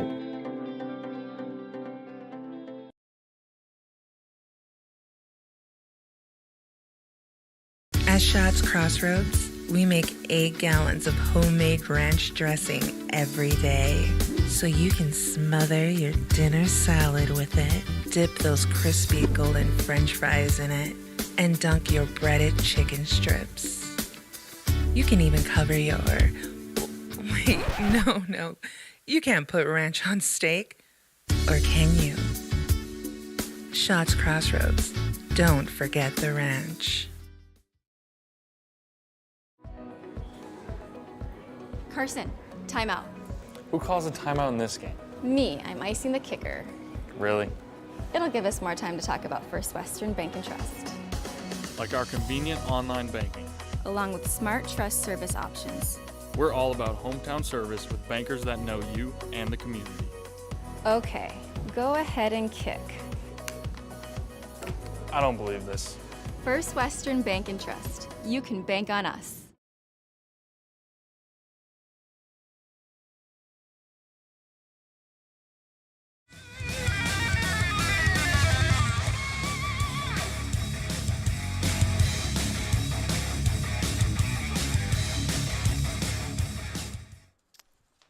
Legacy leads 28-14 at halftime, and Chuck, let's run through those individual and team stats from the first 24 minutes of play. All right, for the Braves, they were led by Lincoln Wiseman in rushing, 11 carries for 62 yards.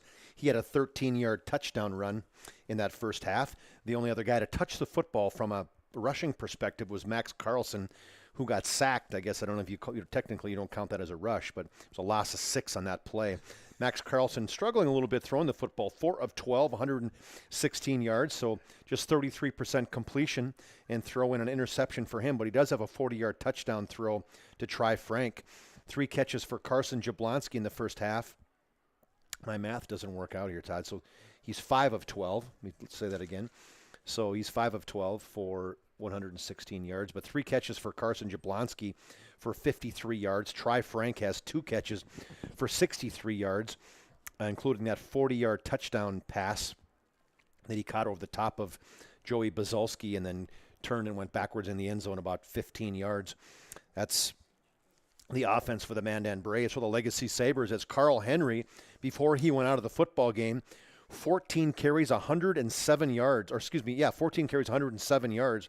His last run was a 25-yarder where he went down with an injury and he did not come back in that first half. But boy, Legacy didn't necessarily need him. As Weston Schneider, he carried the ball 2 times after Henry went out, and both of those turned into touchdowns. So Weston Schneider, all he does is run for touchdowns. 4 carries, 20 yards, and 2 touchdowns, a 3-yarder and a 10-yarder. Logan Miller has 3 rushes for a net minus 1 yard. Miller throwing very efficient, 9 of 12, 94 yards, 2 touchdowns in that first half, a 31-yarder to Brody Saylor, and a 23-yarder to Wyatt Kraft. Wyatt Kraft. Yeah, he caught one there. That's it. I didn't write that one down because I don't have a Wyatt Kraft on my score sheet, TD. So Wyatt Kraft had a 23-yarder, and Brody Saylor had a 31-yarder. Also catching footballs in the first half was Joey Bazolski. He had 3 catches for 26 yards. Brett Lacombe had 2 catches for 17. And then Weston Snyder had 3 catches for 13. So, as I said, Henry, 107 yards in the first half to lead him. Logan Miller, 94 yards and 2 touchdowns. And then Saylor and Kraft each with a touchdown for the Legacy Sabres. For the team statistics, Legacy had 21 rushes for 126 yards. Mandan 12 for 56. 9 completions for 94 yards for the Sabres. 5 completions for 116 yards for the Braves. So 33 total plays for the Legacy Sabres, 220 yards of offense. The Braves have 24 plays for 172 yards of offense. One fumble by Legacy, but they recovered it. Just one punt for Mandan for 28 yards. The Sabres never did punt. 2 penalties for Legacy. Mandan does not have a penalty. 9 first downs for the Sabres, 5 for the Braves. 2 sacks for each team. 2 sacks for Vegas, George for the Sabres, and then Aaron Grubb had a sack, as did Turner Locken in that first half for the Mandan Braves. Brody Saylor had 1 interception, and then also Mendenwall had an interception in the end zone for the Mandan Braves, or it easily could be 35 potentially to 14. So Legacy, I mean, both teams moving the football. Legacy more so, both rushing and throwing the football. So Mandan's got to figure out this second half. How can they stop this vaunted offensive attack for Legacy? And then for Mandan, they also got to get something going offensively, because the last 2 possessions, 2 times they've touched the football, they have literally have had a net about 10 yards. So Mandan's got a lot to do at the halftime, TD, as the Mandan trails by 14, 28-14. Well, and that's a lot of offense. What you just read off there, there wasn't much defense being played by either team, as evidenced by 42 points being put up here. As Mandan looking to pick up a signature win here late in the season as we get ready for the 11 AA playoffs. Legacy looking to continue their strong play in WDA conference play. They just got 1 loss. That was their season opening game to Century, where they lost 19-7. Since then, Legacy's won every WDA conference game. As here's a BNC National Bank scoreboard update. As BNC National Bank, they're customer focused, community driven, the bank for business people. Here's halftime scores in from across the state in 11 AA football. You got Century across the river at the Community Bowl in Bismarck leading Minot at halftime 20-0. And a score from Fargo Shanley tonight has the visiting team, West Fargo, leading Fargo Shanley at halftime 28-6. Again, West Fargo leading Fargo Shanley 28-6, and Century on top of Minot 20-0 at halftime. Take a break, and we'll come back as we're getting close to the second half of action. We're at halftime from Starium Sports Complex in Mandan. In your halftime score, BNC Bank scoreboard, it's Legacy 28 and Mandan 14.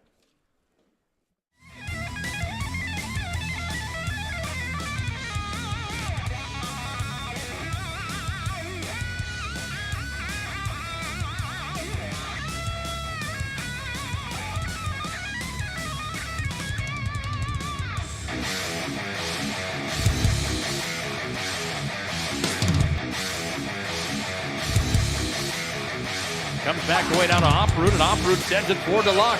Luck's got a 2-on-1 into the zone. Luck dropped it back. Morellington shoots. Scores!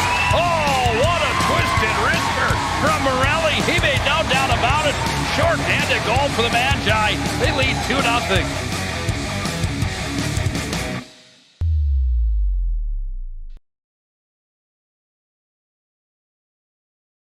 The North Dakota Safety Council is dedicated to preventing injuries and saving lives by offering hundreds of safety courses. The NDSC helps workers return home safely every night and make sure schools are ready for any emergency. Our first aid training and defensive driving courses help save lives. We empower people through personal protection courses and operational risk assessments for businesses.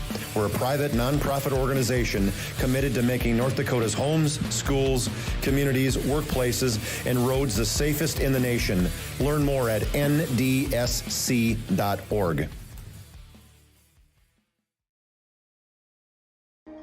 Life is all about moments. Big moments. Small moments. And those moments you can't put into words.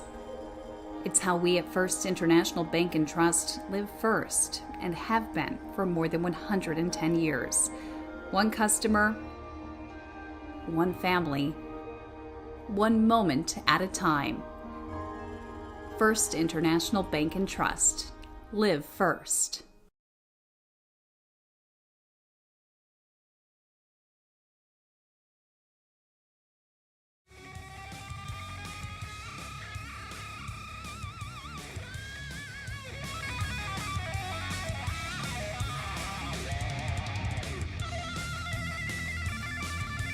Have real questions about your future? Here's your real answer. BSC offers hands-on training and a real college experience, making your future a reality. You don't have to travel far and wide for a really great education. Check us out at bismarckstate.edu. Have real questions about your future? Here's your real answer. BSC offers hands-on training and a real college experience, making your future a reality. You don't have to travel far and wide for a really great education. Check us out at bismarckstate.edu.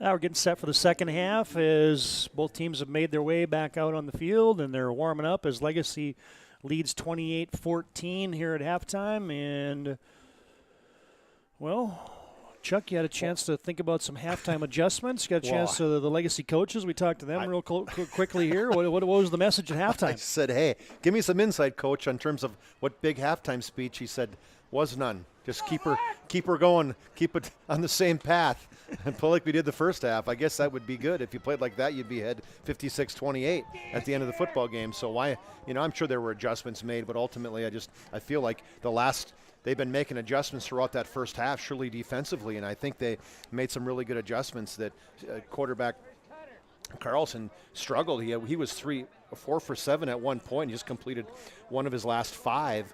And then from a rushing perspective, they kind of put the clamps on Lincoln Wiseman. He had 42 yards just barely into the second quarter.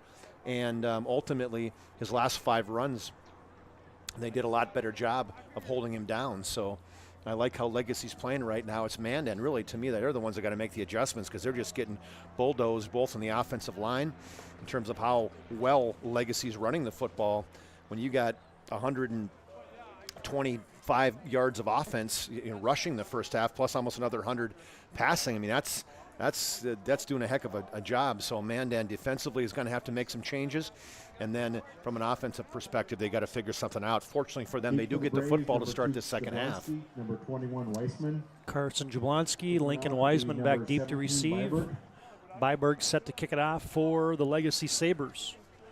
If you're wondering when they'll have the final QRF, I've been told that's on Saturday. There's a Friday game tomorrow night, Fargo-Davies at West Fargo-Cheyenne. And here we are underway in the second half. Byberg with a deep kick. Jablonski from the 4. 15, 20, 25. Stutter step move and a nice stiff arm at the 30 as Jablonski ushered out of bounds at the 32-yard line, and it'll be Mandan 1st and 10. He was watching number 31, Clipfell, this time, as he made it a point to run inside Clipfell. He was flying down the numbers, and he cut inside. Clipfell got blocked to the outside. Jablonski did a nice job in terms of staying inside, then busted to the outside and picked up, a nice 26 yards on that kickoff return. Max Carlson, a kid that's thrown for about 1,500 yards on the season so far, as the junior will turn and hand it off, and there goes another junior, Lincoln Wiseman. Spin move at the 31-yard line. Spilled at the 33. Wiseman picks up a couple on first down for Mandan. Tackle there by Vegas. I love the name. We've said Vegas George's name a lot tonight. Yeah, they tried to run to the short side of the field, and Legacy was buying none of that at all. As Vegas George, they're not able to block him at all tonight. He has been all over the football field. Frank Burr wide to the right. Jablonski's got the wide side to himself. Now the motion Burr. Handoff goes to Wiseman. Nice cutback. And he's got space. 45-50. It's a foot race to the 30. This could be a house call. And he's tracked down inside the 5-yard line. Lincoln Wiseman with a huge cutback. They walled off the strong side. One guy to beat, and Wiseman's inside the 5. What a run by Wiseman. As you said, that play was designed to go to the left side, and he cut all the way back as everybody moved everything to the left. There was over pursuit. He cut back to the back side, and then I don't know why he slowed down, Todd. He had the angle. He slowed down enough to let the Legacy guy tackle him just short of the touchdown. He got to the 3-yard line, I guess. At the 3, Mandan 1st and goal. They motion Burr again. And a straight-ahead handoff, Lincoln Wiseman, and he pile drives his way into the end zone. Touchdown, Mandan. Just a couple 3-play drive, and Mandan's on the scoreboard here in the third quarter. Well, that's a good way to start. as you got 69 yards in 3 plays, all by Lincoln Wiseman. He goes 3 yards from the front and the end, sandwiched in between a huge run where he went from the 34-yard line all the way to the 3. What is that, 47 and 16? 63 yards. So quickly, Lincoln Wiseman now is over the 100-yard mark. 14 carries, 131. Flag flies in as looked like Legacy was offside on the extra point attempt, and Encroachment on the defense. Half the distance to the goal. Redo the try. I wonder if you can, did he make it? If you can take the points, or now maybe Mandan from the 1.5 yard line. Is Todd Sheldon going to go for 2? I think he is. Well, Legacy encroachment, and they'll move the distance half the distance to the goal from the 3, go to the 1.5, and now Mandan's try to punch in a 2-point conversion. And I kind of like the call, actually. Yeah, I'm with you. 2-point conversion. They didn't stop him last time from 3 yards. Yeah, we'll see if it's Wiseman again. Jablonski Frank split it out. Burr is a slot to the right as an H-back. Now they'll motion Frank, and they'll hand it off Wiseman. Right side run to the goal line. No single yet. Oh, he had to get in. No single, and oh, he got it. I mean, he was clearly in, Todd. I was watching on the binoculars, and there was no question he got into the end zone. Well, are you kidding me? It looked like he was easily into the end zone. Wow, that is a bad call, Todd. I was watching it on binoculars, and he dove into the end zone. It looked like there was no question he got the ball across the end line. The official who came in from the sideline, I mean, there was a huge pileup. I don't know how he could have saw it, and actually I don't think he did. What he tried to do is come all the way and then figure out where did he end up. And I don't know if his knees hit the ground or not before he crossed, because he dove into the end zone. I mean, obviously we're a long ways away from the action, but from our vantage point, I had the binoculars on it. You had a good look on it on our webcast tonight, but man, it sure looked like I think the officials are not going to want to watch the replay on that one. Tried to watch a replay, but it was too small, and it's hard to tell from the one where the angle where we're looking at, where it shows kind of from the back. You can't really see right down the line of scrimmage. And from an official standpoint, they're going to hope that KFYR wasn't on the goal line on that one potentially. So that could be huge. Well, it's a missed 2-point conversion, and Legacy's lead is 8, 28-20. A huge drive there for Lincoln Wiseman, as he just about toted it the entire distance for the Mandan Braves on that drive. He did. He did tote it the entire distance. Yep, not just about. He did. And now the Mandan Braves will kick it off down by 8, much to the dismay of their home fans that had the same vantage point, I guess, as we did, Chuck, that it sure looked like Wiseman had punched that baby in for the 2-point conversion. Well, he dove across the end zone. He did the same play he had before when he went off tackle, Todd, and he dove from about the 2-yard line to get across the end line. 91, Wegner with the ensuing kickoff. Ball is teed up at the 40-yard line and puts a right boot into it. It's going to be Jackson Klipfel at the 12. Sidesteps one man at the 15. Flag flies in from behind, and out to the 22-yard line goes Jackson Klipfel, and we'll sort out the penalty, and look like that's going to be coming back. Legacy, their first possession here of the third quarter.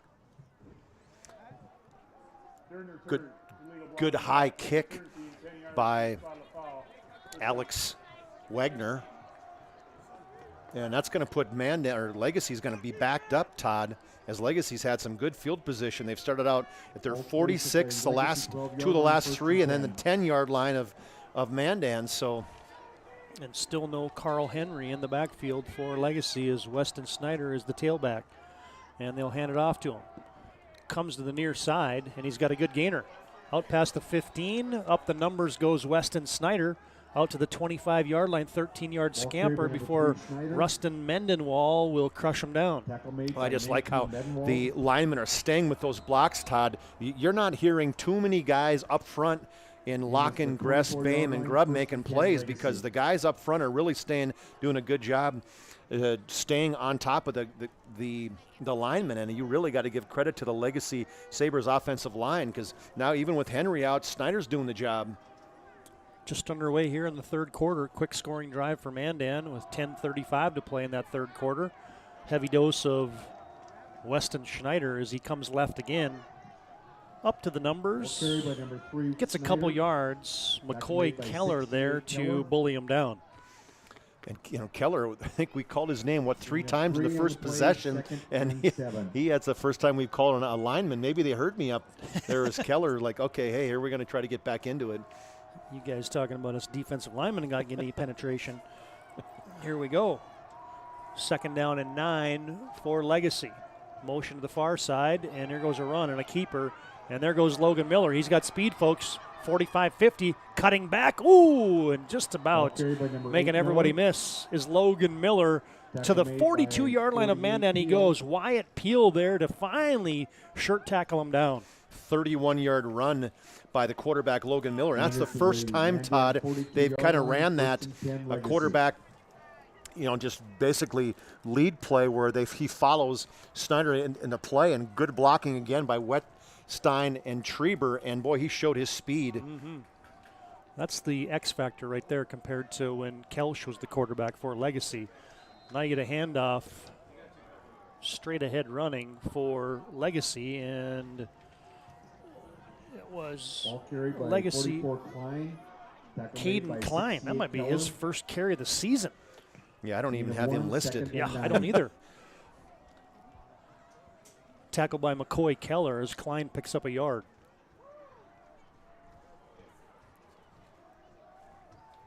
I'm going to find out if that's his first carry of the season.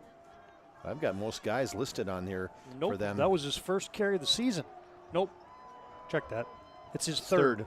Yep. 2 for 18 coming into it, Yep. Here's a pitch. Snyder this time. That is hemmed in. Stuck in the backfield is Weston Snyder. Yeah, downline option, Todd, by the quarterback, Logan Miller. They forced him to pitch it, and they pitched it out to Henry, and Henry had nothing going, and actually they threw the ball behind him a little bit even on that pitch. So there was 3 Mandan Braves all over him for that tackle for loss. 3rd and 14 for Legacy. You hear that Mandan crowd come to life now. They've been pretty quiet most of the night. Trips to the right, 1 receiver left. Miller, Logan is back to pass. Run a little screen, dumped off to Snyder, and not enough.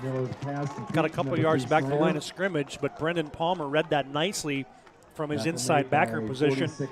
Gain of a couple, 4th and long upcoming in a punting situation for Legacy. Yeah, Palmer was there, Peel was there. Both linebackers read that and did a good job just kind of sniffing out that screenplay.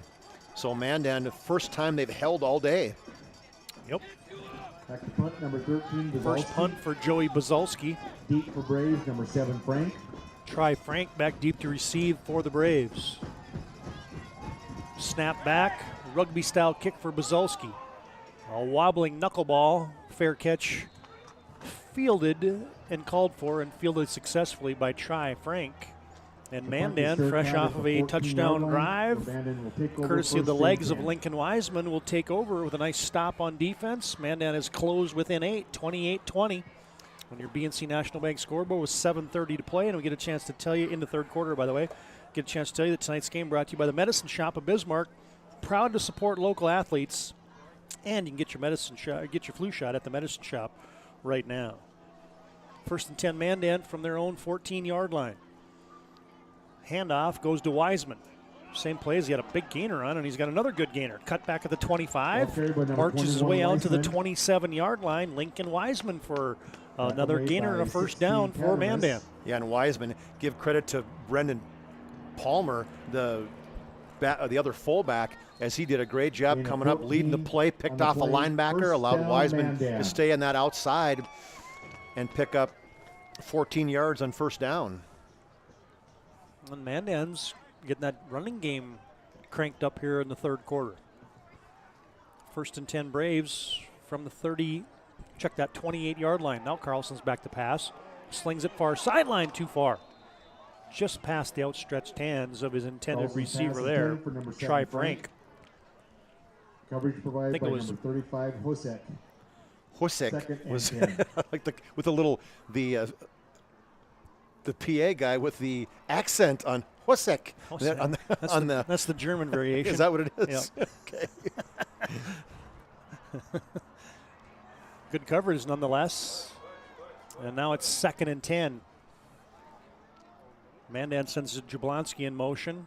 Carlson turn, handoff, and another right side run, and there goes Wiseman. Boy, he gets north and south, and he's got good pad level there, Chuck, and he picks up yardage in bunches as the leading rusher in the West region is getting going here in the second half. Bringing Jablonski in motion from his right to left, Todd, really as you're a linebacker, you're somebody else. You are kind of, you have to check your eye test to go, wait a minute, what's 2 doing in motion? And then you go to the short side of the field with Lincoln Wiseman. Gain of 9 sets up 3rd down and 1 for the Braves. Braves trying to keep this drive moving with 6:22 to play in the 3rd quarter. And they'll hand it off Wiseman. This time he's hit at the line of scrimmage, and I don't know. Well, I don't know either, Todd. Okay, He was hit initially, and then I looked like he was going to be down, but I think Palmer came from behind him and then pushed him forward out to the 39-yard line.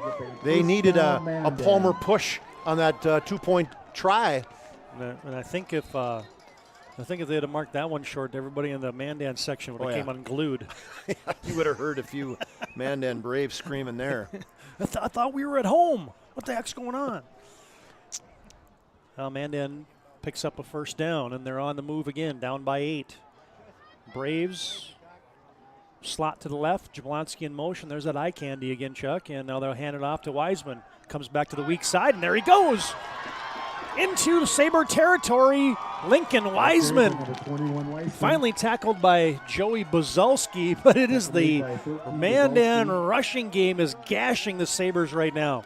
Well, they had a blitz. I couldn't see if it was Mitchell or Ruhr who blitzed through there, and he actually had Wiseman hit him in the hole, but Wiseman just bounced off him, and then he bounced it to the outside, showed his speed again, finally brought down, as you said, by Buzalski, but Wiseman is just running absolutely loose as he picks up another 28, Todd. 184 now in 18 carries for Wiseman. That will get it done. Brennan Palmer, this time they hand it off to him, and the Moose is loose as he gets straight ahead running. This little thunder and lightning now for the Mandan Braves is Wiseman's the lightning, and Palmer carries it straight ahead for 5. Well, that's a coach saying, all right, Brendan, you've been talking to us about giving you the football. You've been blocking for, obviously, 18 plays that Wiseman's been carrying. We'll give you that token one, that run. Either that or Wiseman had to rest.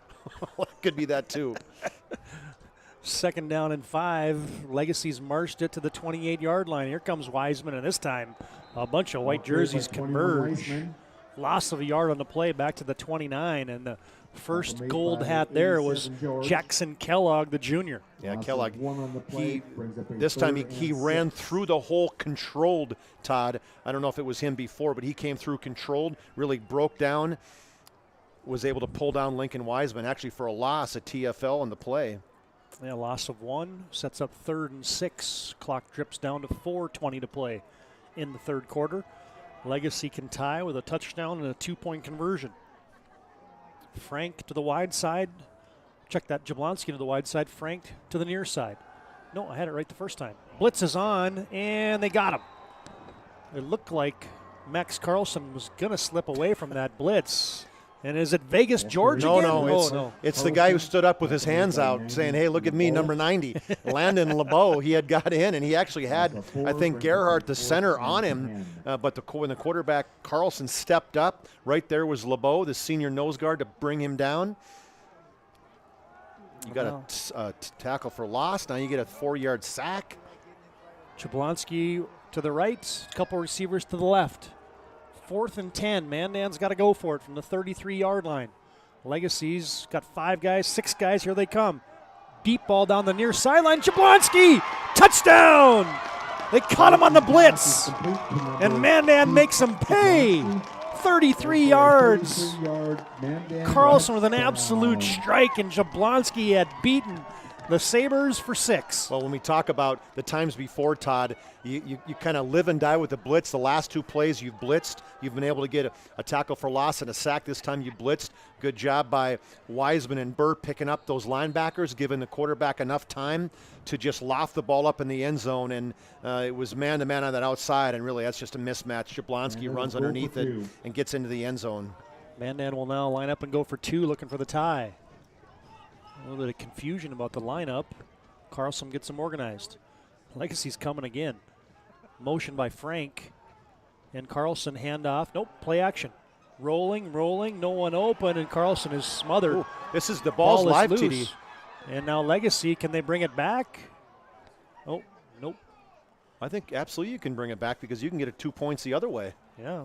Well, and they're going to, I don't know if they said he stepped out of bounds or what happened, but just good effort there by the good coverage, first of all, on that bootleg pass, Todd, and then good job by the line of coming in and pulling him down. Mandan with back-to-back touchdowns, and we take a touchdown timeout here with 3:20 to play in the third quarter. BNC National Bank scoreboard, it's Legacy 28, Mandan 26.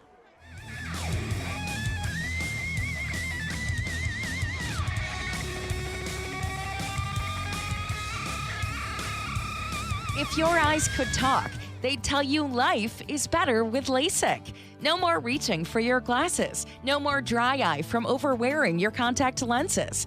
Right now, Bismarck LASIK is offering free consultations for LASIK procedures. Break free from the daily hassles and expenses of glasses and contacts. Life is clearly better. Book your free consultation today with Bismarck LASIK and see the difference. Call 222-2020 or schedule online at bismarcklasik.com.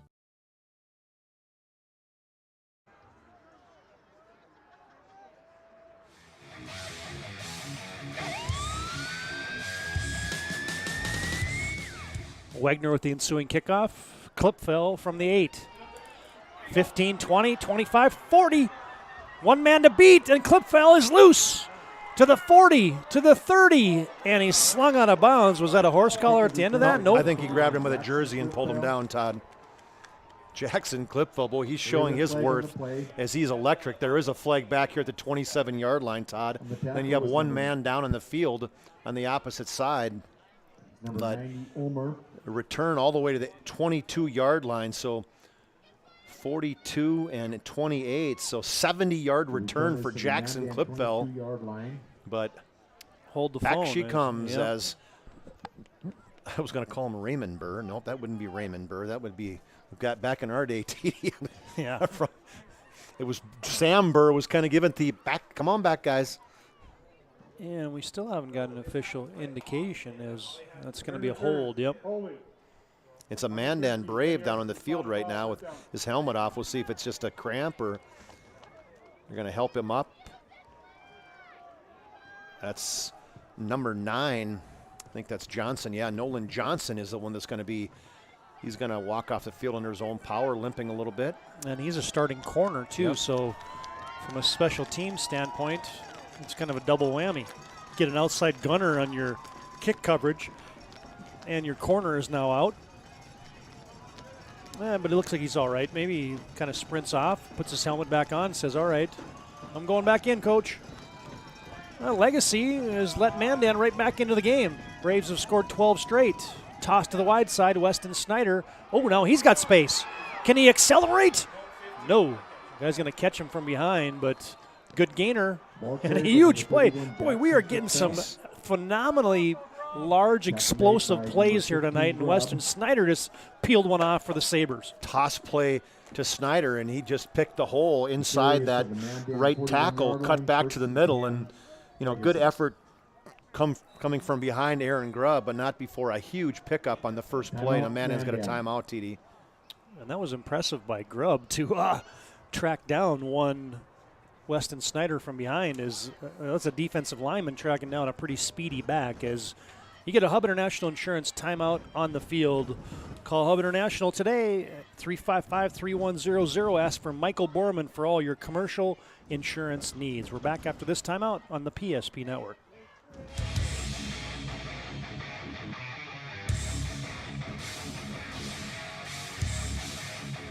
You remember where this goes?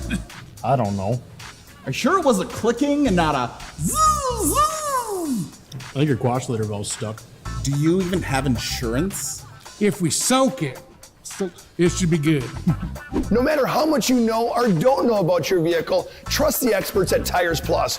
Real answers from real mechanics. Purchase 4 eligible Firestone tires and receive up to $120 in a prepaid Visa gift card. Thinking service? Think Tires Plus.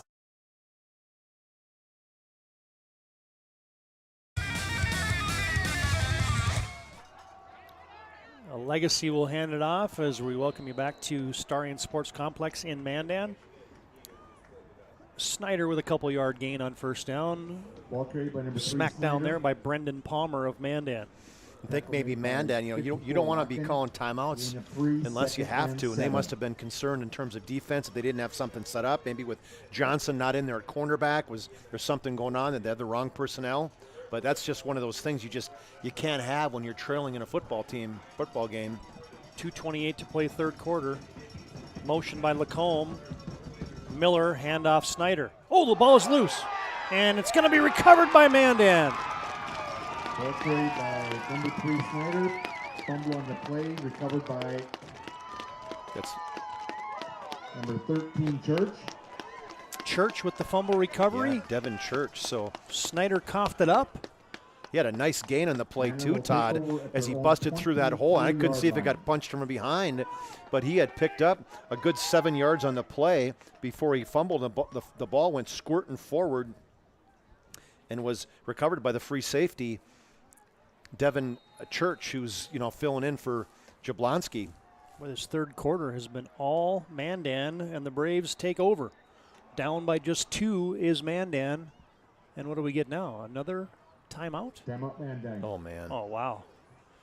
Mandan burns another timeout here. It leaves them with just 1 here in the second half. We'll keep it right here as on your BNC National Bank scoreboard. Mandan leads 28-26 in the waning moments here of the third quarter. Reminder after the game, we'll have our Jobbers Moving and Storage move of the game. Jobbers Moving and Storage with locations in Bismarck, Minot, Aberdeen. Got a move of the game, Todd. I thought you were. Move of the game. Yeah. Just get some extra emphasis. Is that what it is? Okay. Yeah. And that I was looking for my live read. Is that what I was just playing it out? Extending it a little bit. Yeah, exactly. Extending the play. I get it. 2:18 to play third quarter. Mandan 1st and 10. And they'll hand it off. Wiseman. Cut back and not much there. Carried by number 21. Maybe got Wiseman. a yard. Nope, going to be nothing on the play. No gain. Stacked up there. Kelly. Nice play by Bristol Kelly. That was a great play because it was a nice down block by Palmer, who picked out the defensive end. And Lincoln Wiseman was just about to bust outside. And Bristol Kelly came in and went down low and brought down Wiseman. So nice play.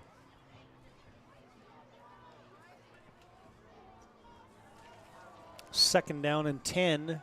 And we'll make it 2nd and 9 for Mandan. And Carlson's back to pass. Hosts up a fade. Oh, is that caught? Oh, Jablonski right at midfield. That was sweet as he beats Shaden Hauk. Wow. Fade route, started upfield, busted to the outside, and the quarterback just trusts him, threw it up in the air, and a one-handed grab right along that sideline by Carson Jablonski. We talked about the big games Jablonski has had coming into this season. Todd, well, there's another one. That was a 26-yarder, 5 catches now, 112 yards. That was a highlight reel right there. 1st and 10, Mandan. Now Wiseman off left tackle this time. Turns it up north and south and into Legacy territory he goes. Tackled by Jackson Kellogg after a gain of 4 for Lincoln Wiseman with just a minute and change left here in the third quarter. You haven't seen Wiseman too many times going off that left side. It's pretty much been a lot of over Gress and Corbin, and then the tight end Aaron Grubb on that strong side. Mandan quickly back to the line of scrimmage. Braves, a big third quarter brewing here. They were down 28-14 at halftime. Motion by Jablonski, handoff Wiseman. Makes the first man miss, and then he's grabbed again by Jackson Kellogg. Wiseman. Little ankle tackle there. but Wiseman falls ahead for a couple. He was trying to cut back kind of against the grain as everybody kind of had pursued. But, boy, I like this Kellogg kid, TD, just a junior. Father, he played out at Mary, right? Yep. Yep. We played against him many years in amateur basketball. Yep. Wes. And Mandan now facing a 3rd down and 5 from the Legacy 44-yard line. Motion by Burr, handoff Wiseman, and he drives ahead for a first down. By 21 Weissman. 3rd down and 5. Mandan converts in what could be the final play here of the 3rd quarter. That's just good push out on that right side as he just rode with the wave. Good push, good block by Palmer again. Man, we have called his name a lot in terms of blocking. It's a kid that he's an extra lineman today. That's the end of our 3rd quarter of play on your BNC National Bank scoreboard. At the end of 3, it's Legacy 28, Mandan 26. Back with the 4th quarter after this timeout. The best part about working at BNC National Bank is developing relationships. I love working with people. We've been here for over 25 years. We've grown just like our communities we're in. But we still have that personal connection with our customers. And that's why we can find the best solutions for them. It feels great seeing projects around the community and knowing we're a small part of making that happen. We're helping people buy their first homes. Plan for the future. From startups to big business. We're part of the community. And we're proud of it. Yours truly, BNC.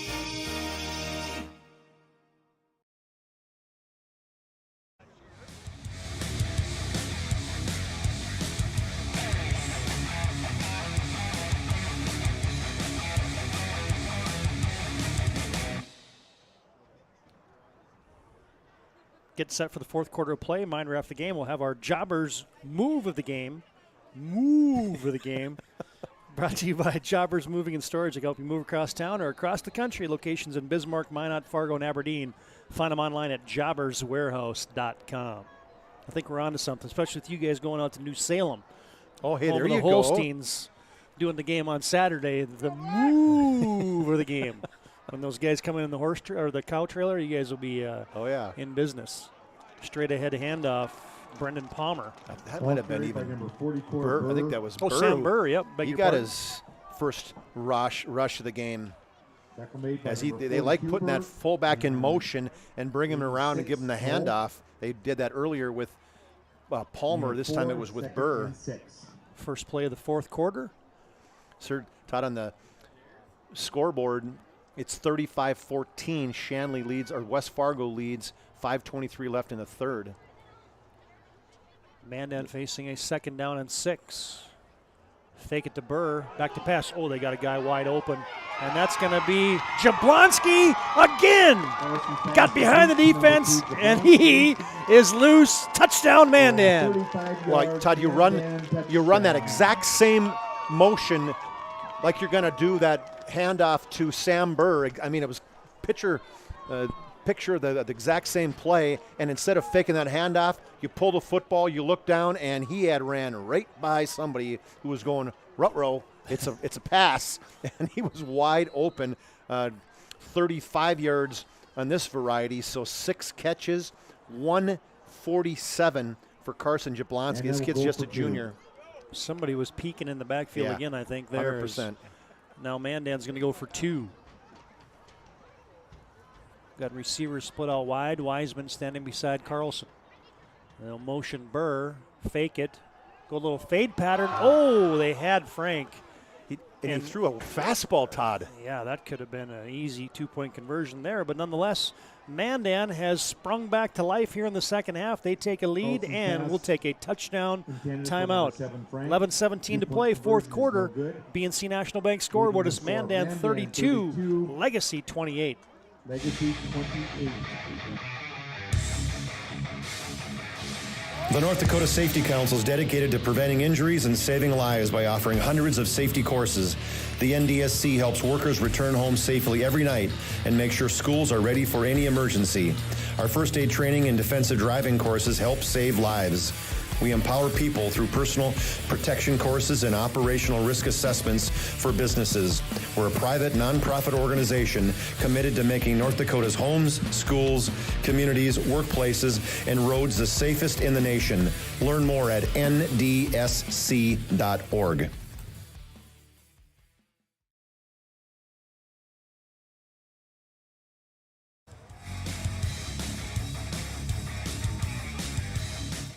Well, Mandan has flipped a switch here in the second half. 18 consecutive points rattled off by the Mandan Braves.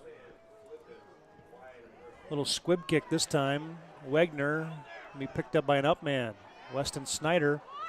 And he gets a couple yards near the 30-yard line, and it'll be 1st and 10 Legacy, and the Sabres have had one big run here in the second half by Logan Miller, but other than that, they have not done a lot. It's been pretty much Mandan here in the second half. Well, 3 times Mandan's touched it, they've gone 69, 86, and 77 yards, Todd. So it's a Mandan offense responding to whatever their coach, whatever kind of pep talk they gave them. Now you're getting the fans into it a little bit here. Yeah, you can hear the thunder. Braves have a lead. Legacy on the attack. Direct snap to Logan Miller. Design run for the quarterback, and he scampers out to the 35-yard line. Stacked up there by the strong safety, Tri Frank. And I like the call is, Logan Miller, he is hardly, last week he ran for 179 yards and 18 carries, Todd, and they really have been selective in terms of giving him the football, and I'd like to see a little more mix-up, give it to Snyder, but Miller running more just like that. 10:40 to play in the football game. Mandan on top by 4. Legacy got an 8-yard run there from Logan Miller, and then they'll go right back to the well. Miller again, first down scamper.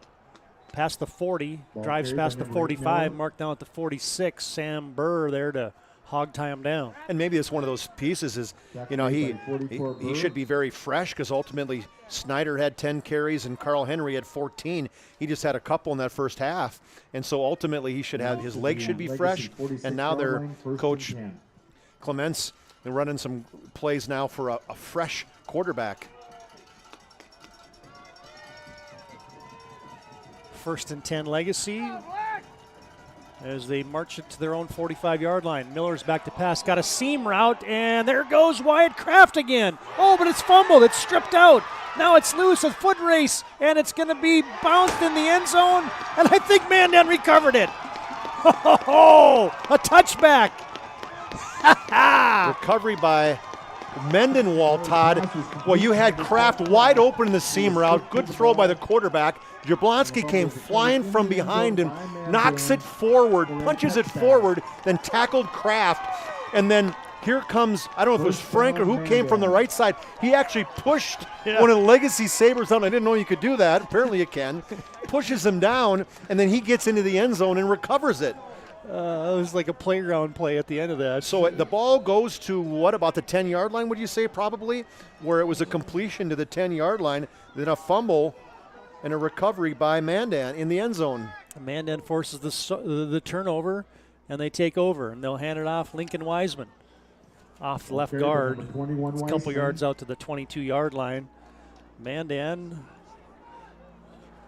turning it on here. They've given up a couple plays in this second half, but it's been the bend but don't break Mandan Braves defense. They forced a turnover there on a huge strip away. The old tomahawk chop by Jablonski. Well, and you talk about Jablonski, he hasn't been playing much on the defensive side of the football. Yeah, he's been dinged up. Trying to save him a little bit.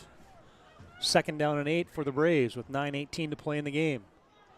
Motion by Burr, handoff, Wiseman, and this time Legacy's up to the task. No gain on the play. Wiseman. I think he was grabbing him from behind, Todd. I think it was Kellogg grabbing him from behind and pulling him backwards. No gain on the play, 3rd and 8. This reminder tonight's game is brought to you by Chuppy Clinic in Bismarck. They offer more than just basic adjustments of the spine. Find them online at chuppy.com. Wiseman just 1 yard short of 200 now for the night, Todd. 25 carries, 199. That'll get it done. 3rd and 8. Carlson's back to pass. Looking for a fade route again. Oh, what a tip and a grab. Carlson, flags fly in. Check that. Carlson got it to Frank. He was interfered with. He caught it anyway. Well, Buzolski had a hold of him because it was man-to-man or under coverage on by the cornerback on that right side. The cornerback just trusts his receivers. Buzolski totally had a hold of Frank. Frank caught it nonetheless, was pulled down, so I think it's just going to be a decline, and they'll take the play. So the result of it, Todd, is a 27-yard catch. So these last 3 throws by Max Carlson have gone 33 yards for a touchdown, 35 for a touchdown, now 27 and a first down. That puts him over 200 yards throwing on the day. I love the Mandan guys in the huddle like doing their bows to try Frank after that catch where he was interfered with and made a heroic play as Mandan has moved it near midfield here with 8:27 to play in the 4th quarter. And a handoff goes to Wiseman. Oh, and he is belted. Got to the line of scrimmage, and he got smacked. And coming in there and laying some lumber on him was tackle made none by other number than 3 Snyder Leno. And 60 Leno. Yeah, Landon Leno. As Leno, he was the guy that Burr or Palmer came down to try to crack block on, but he wasn't buying it as he stepped across the line of scrimmage and grabbed a hold of the running back, Wiseman, for no gain. Mandan will send the tight end Grubb to the right. Jablonski a wide out to the right. It's 2 deep coverage, so it's not man-to-man underneath. Carlson's back to pass. Looks over the middle. He's got Grubb. Caught it at the 40. Ankle tackled at the 35. Falls ahead to the 34. Boy, and you got a 2 deep zone defense in those backers pressing the line of scrimmage. Grubb, the tight end, slipped in behind the coverage. Tackled by Weston Snyder, but good hook up there and a first down for the Braves. Well, what you're telling your 2 deep guys, you're saying, hey, you need to help out. Where Jablonski is, you got to be moving yourself over towards him because he's just hasn't been able to whether it's Auk or Buzolski, they haven't been able to play support coverage on that one. So what you do is you totally open up the middle of the field, and great call by Todd Sheldon. 1st and 10, Mandan. They're on the move with 7 minutes to play in the game. Braves lead by 4. Handoff Wiseman. Puts a foot in the ground, drives it north and south. Off the left side of that offensive line for Mandan, and Wiseman's inside the 30 down to the 29. Give him 5 on first down, and Mandan's just been more energized here in the second half. Well, they just got the mojo going now, too. So from a defensive side, if you're the defensive coordinator, you're going, what are we trying to stop? Yeah. We can't stop the pass. We've got 4 passes in a row over 25 yards, and you got Wiseman has over 200 yards rushing. 2nd down and 5 for the Braves. Palmer gets a handoff. Straight ahead, and he's spun down. Not much there. No gain there. 46 Palmer. So it was tackle made by number 41 Kellogg. It was Kellogg, and I couldn't see the other number. I thought it was 75. Might have been. No gain on the play. I don't see a 75 on my roster, but that's what it looked like. Those numbers are hard to see. Didn't it look like 75? It is 75. Okay. I must have an old roster. Yep. Me too. Well, that's the one they gave us at the door, so it can't be that old. Well, here we go. 3rd down and 5 for Mandan. Carlson steps back, and now he is swallowed. That time the blitz got home, and the Sabres, I think it was Kellogg there to mop him up. Kellogg has been all over, Todd. They're the blitz. They've kind of lived and died by it, and they bring the kitchen sink, and there was no time at all for the quarterback as he just tried to duck underneath it, but it was too big of a wave of defense by the Legacy Sabres defense, and Kellogg was the one who ended up picking up the sack on that one. So 7-yard loss on the play. Well, 4th and 12. I'm guessing you're going to pooch kick this potentially. I would think you would. You got a 4-point lead. I would think you wouldn't be going for it, would you? Yep. Carlson's back to pass. Blitz is on. They got Grubb. Incomplete. It wouldn't have mattered, Todd, because even if he'd have caught it, the ball was thrown behind him. So, wow, you talk about a gunslinger going for Yeah, the first down. He had him open too, but the ball was thrown way behind Aaron Grubb as Grubb did an out and up. I guess you're in plus territory, so at the 36-yard line. Yeah. But I'm still with you, Todd. I'm pooch kicking it, saying exactly when it's that fourth and that far. I'm punching that thing about to the 5-yard line. Yep. I'm hoping nobody back to receive it. Yep. And take my chances that my defense can hold up on a long field. Hey, fans, tonight game's brought to you in part by Tires Plus. Shopping for tires? Shop Tires Plus. Visit them online at TiresPlusND.com. 1st and 10 Legacy.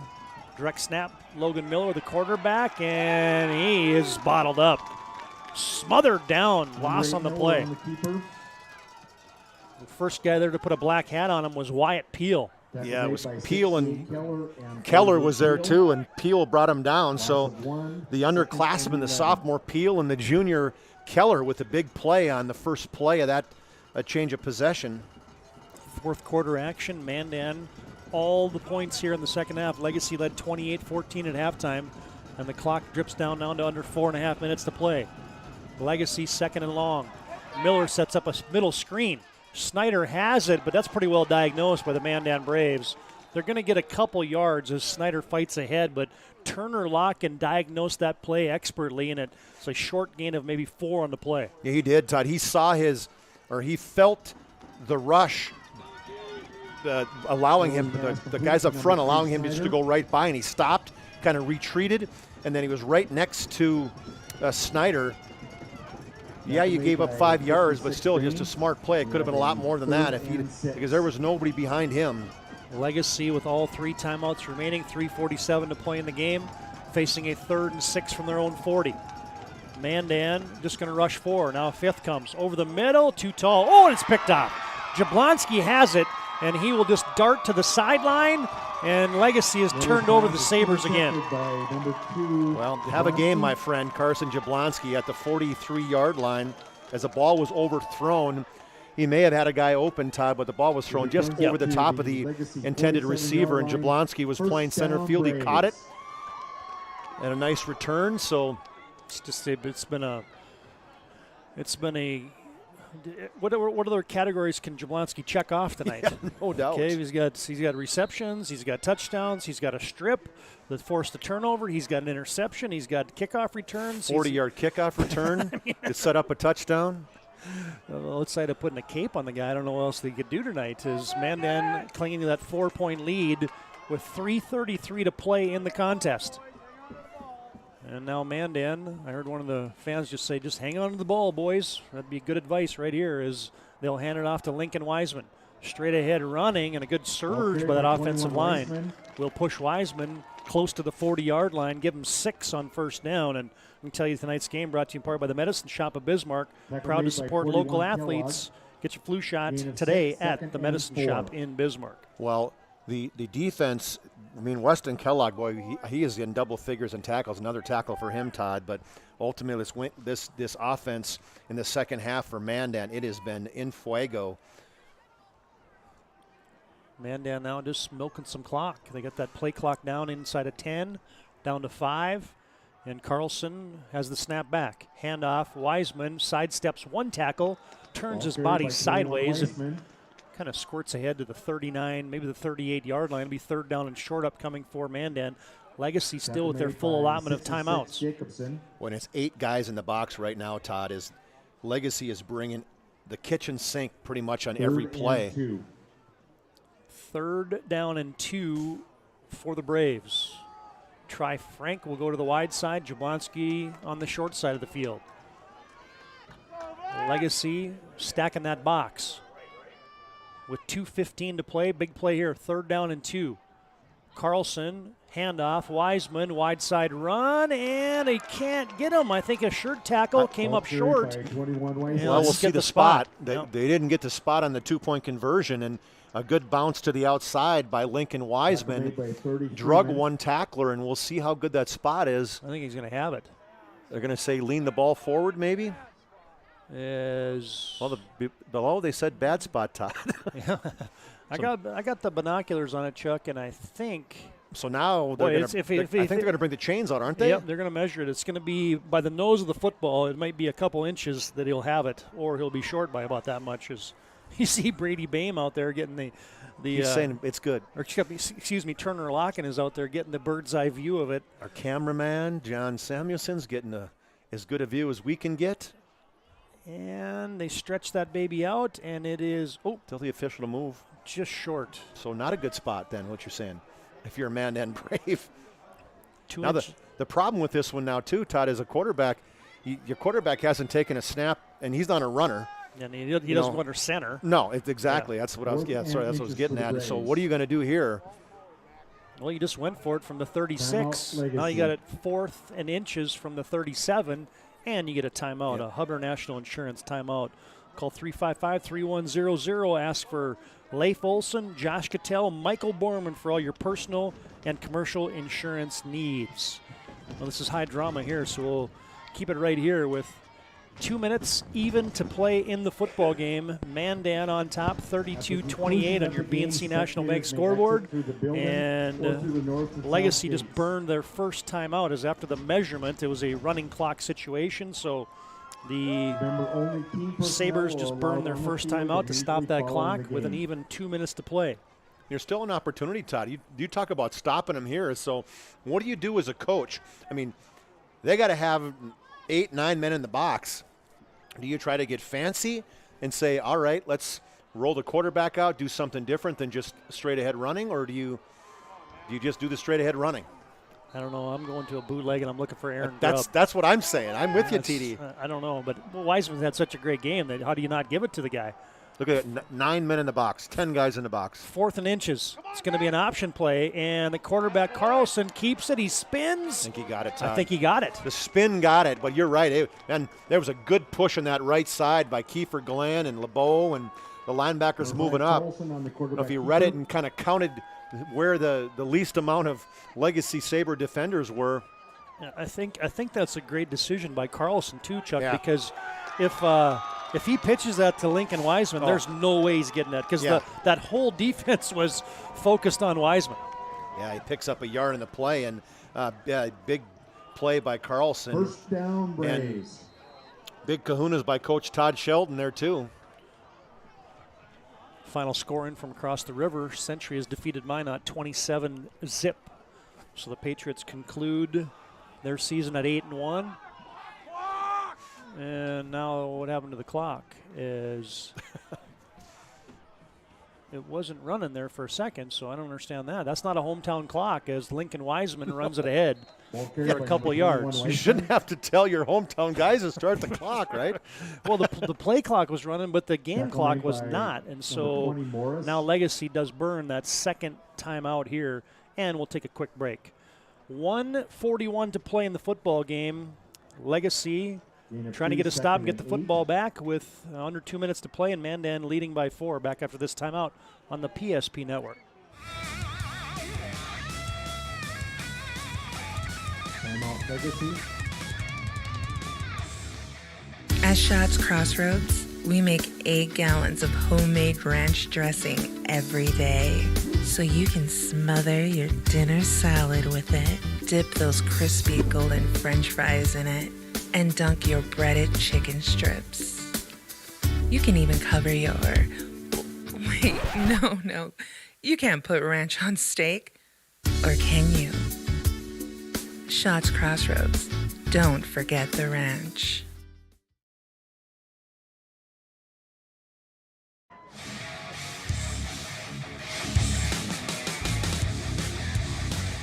Here we go, fourth quarter action, under 2 minutes to play. Mandan facing a 2nd down and 8. Handoff Wiseman, he's dragging tacklers to the 30. That's going to be a 4-yard gain on the run before Ty Morris smothers them.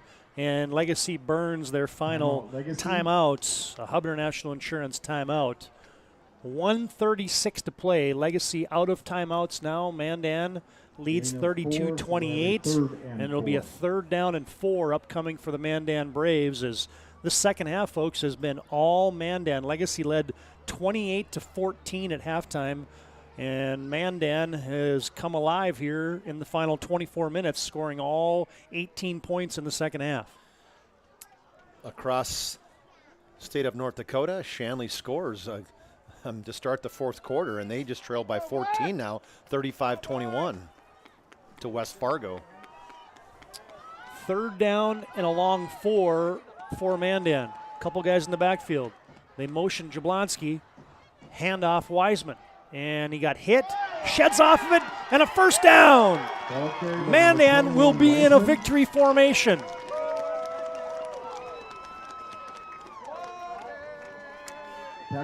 What a game by Lincoln Wiseman, Todd. 24 carries, 230 yards. First down, Braves. And that's going to do it as Legacy cannot stop the clock. 1:20 to play and counting, and Mandan going to pick up their 4th victory of the season. If they can successfully take a couple snaps here and kneel down, and they're in the victory formation. We'll let that play clock get down to 3, down to 2, down to 1, and snap is back. Carlson takes a knee. They'll have to do that one more time with 55 seconds and counting to play. Reminder after the game, we'll have our Planning Team Financial Advisors post-game show. If you're looking for full-service financial plan or planning for farm or business succession, Planning Team Financial Advisors are here to help you work toward achieving your financial goals. Visit us online at planningteam.com. One more snap is all that separates the Mandan Braves from their 4th victory of the season. As Carlson is out of the pistol, and Mandan takes that knee, and this one is going to go final. What a second half comeback for the Mandan Braves. 18 unanswered to win this one, 32-28. Final score, 32-28. Mandan victorious in their home field. Mandan improves to 4-5 on the season. Legacy also 4-5 on the campaign. Our Planning Team Financial Advisors postgame show comes up next. Thank you for joining us tonight. Have a safe trip home and a good night.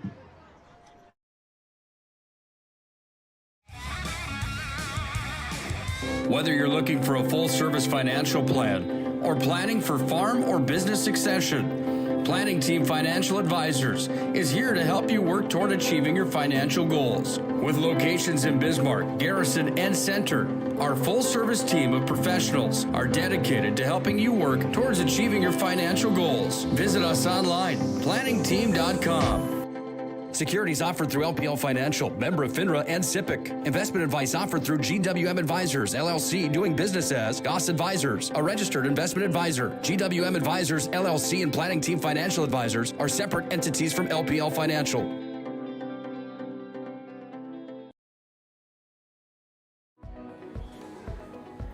Carson, timeout. Who calls a timeout in this game? Me, I'm icing the kicker. Really? It'll give us more time to talk about First Western Bank and Trust. Like our convenient online banking. Along with smart trust service options. We're all about hometown service with bankers that know you and the community. Okay, go ahead and kick. I don't believe this. First Western Bank and Trust. You can bank on us.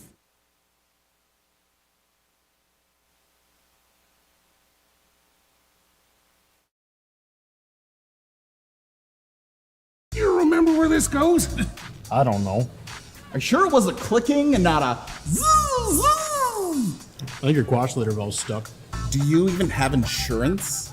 If we soak it, it should be good.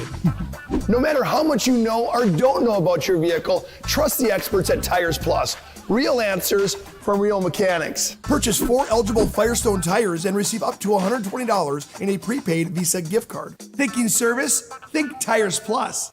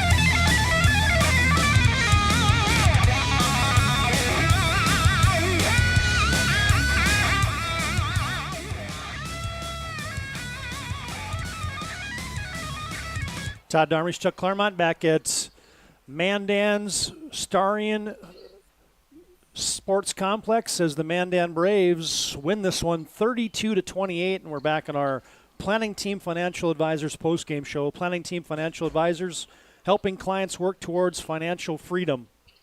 As we get set for a couple interviews here, see if we can get that wireless mic dialed in here as Chuck Claremont has made his way down the field. We'll get a word with head coach Todd Sheldon, maybe a word with some of the particulars here from the Mandan Braves as Mandan will go into the playoffs with some momentum now as a couple touchdowns in that second half, good special teams play, and good defense. They shut out Legacy in that second half. Mandan wins it 32-28. Mandan will be 3-2 in WDA play, as will the Legacy Sabres. Both teams with identical 4-5 records. And now, from a QRF standpoint, you could see Mandan leapfrog the Legacy Sabres and turn this thing into potentially a 5 seed, where Mandan will likely be on the road, depending on the outcomes of the other playoff games here in 11 AA football. Reminder, our upcoming action looks like this. We'll be on the air Saturday for playoff football. Mott Region, New England at New Salem Elmont. That's a 9-man playoff football game. 2 p.m. kickoff in that one on the PSP network, and then we'll have doubleheader action. 11B football, Hazen at Minot Ryan. That's a 6 p.m. start, again, right here on the PSP network. Volleyball next Tuesday from Century as Bismarck High and Century. We will have that for you all across the PSP network. All right, a couple things to come here on our Planning Team Financial Advisors postgame show. First, we'll get our player interviews, and then we'll get a final look at those individual and game numbers. I'll give you our player of the game tonight, your MVP of the game, and our move of the game as Mandan wins this one by 4, and they're getting their final words from their head coach, Todd Sheldon, as, again, Chuck Claremont's made his way down the sidelines. And let's see, make sure I got everything cranked up here. Yep. Singing happy birthday to somebody. There you go.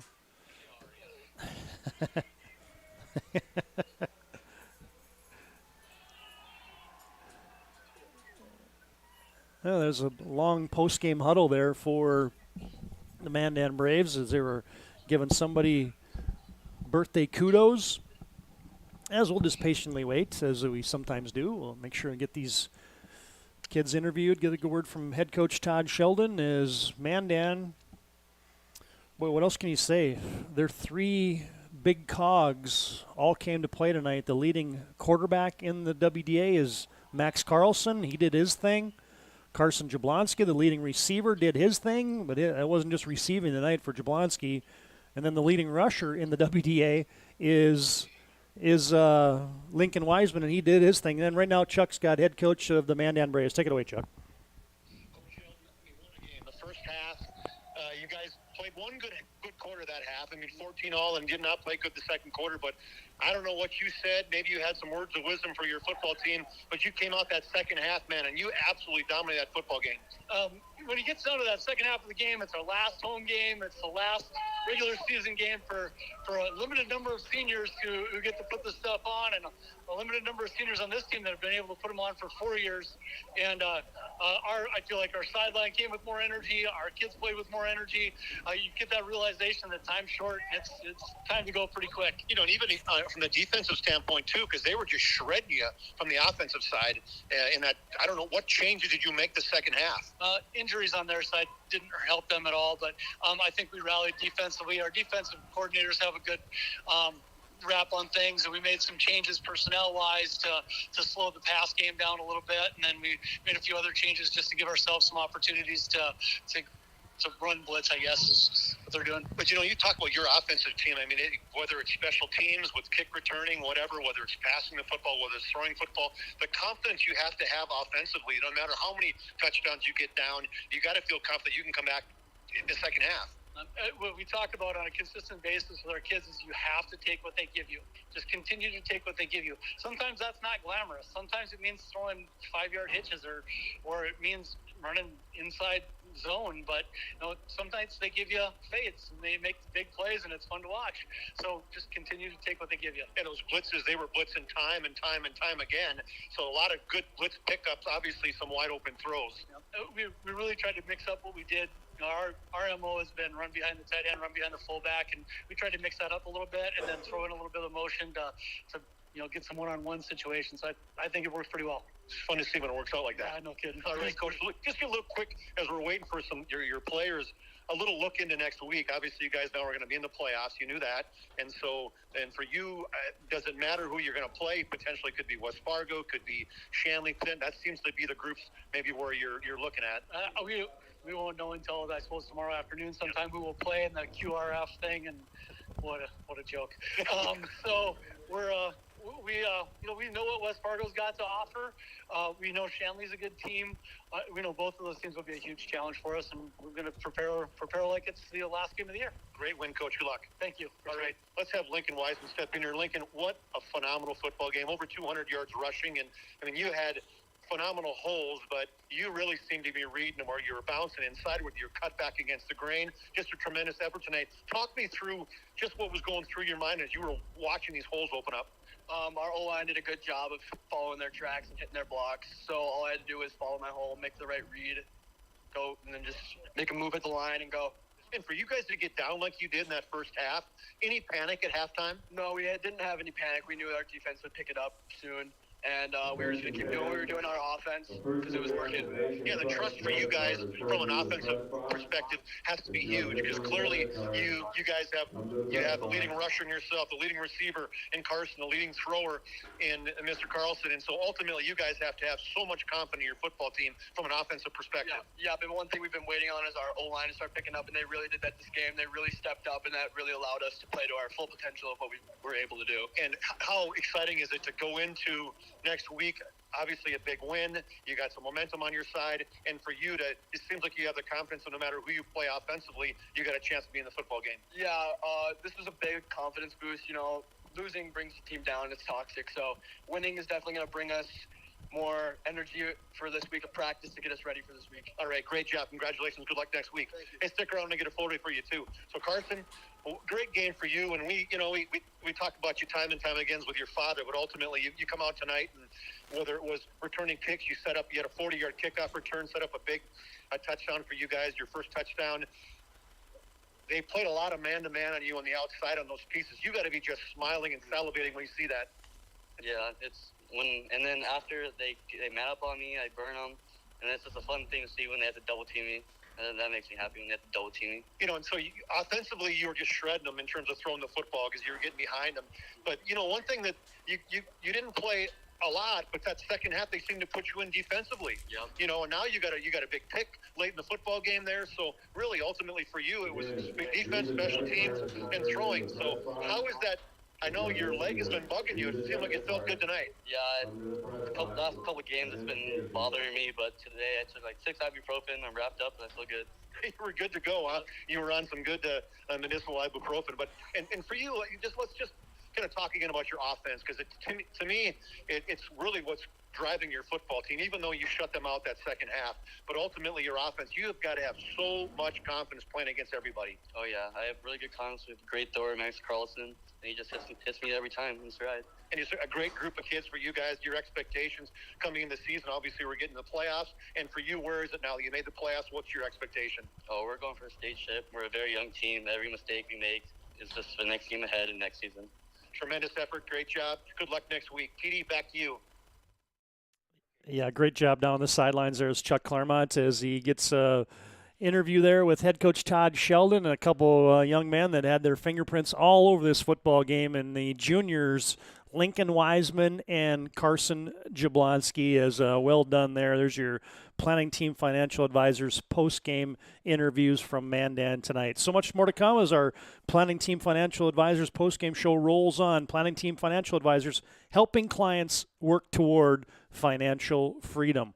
Final individual and team stats come up next, along with a final look at the BNC Bank scoreboard as we got finals coming in from across the state. And we'll give you our player of the game and our move of the game as we put a bow on this one from Mandan Starion Sports Complex tonight. Final score, BNC Bank scoreboard, it's Mandan 32, Legacy 28.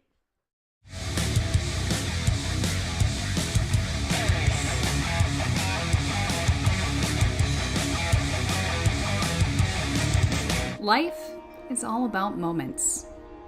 Big moments. Small moments. And those moments you can't put into words. It's how we at First International Bank and Trust live first and have been for more than 110 years. One customer, one family, one moment at a time. First International Bank and Trust. Live first.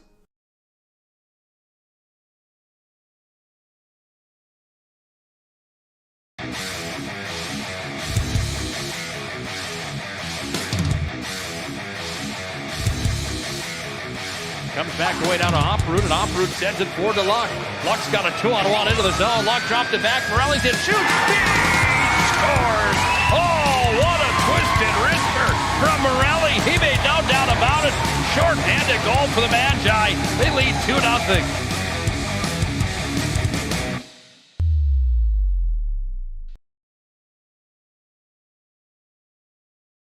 You remember where this goes? I don't know. Are you sure it was a clicking and not a zoom, zoom? I think your quash litter valve's stuck. Do you even have insurance? If we soak it, it should be good. No matter how much you know or don't know about your vehicle, trust the experts at Tires Plus. Real answers from real mechanics. Purchase 4 eligible Firestone tires and receive up to $120 in a prepaid Visa gift card. Thinking service? Think Tires Plus. If your eyes could talk, they'd tell you life is better with LASIK. No more reaching for your glasses. No more dry eye from overwearing your contact lenses. Right now, Bismarck LASIK is offering free consultations for LASIK procedures. Break free from the daily hassles and expenses of glasses and contacts. Life is clearly better. Book your free consultation today with Bismarck LASIK and see the difference. Call 222-2020 or schedule online at bismarcklasik.com. The best part about working at BNC National Bank is developing relationships. I love working with people. We've been here for over 25 years. We've grown just like our communities we're in. But we still have that personal connection with our customers. And that's why we can find the best solutions for them. It feels great seeing projects around the community and knowing we're a small part of making that happen. We're helping people buy their first homes. Plan for the future. From startups to big business. We're part of the community. And we're proud of it. Yours truly, BNC. Whether you're looking for a full-service financial plan or planning for farm or business succession, Planning Team Financial Advisors is here to help you work toward achieving your financial goals. With locations in Bismarck, Garrison, and Center, our full-service team of professionals are dedicated to helping you work towards achieving your financial goals. Visit us online, planningteam.com. Securities offered through LPL Financial, member of FINRA and SIPC. Investment advice offered through GWM Advisors, LLC, doing business as Goss Advisors, a registered investment advisor. GWM Advisors, LLC, and Planning Team Financial Advisors are separate entities from LPL Financial.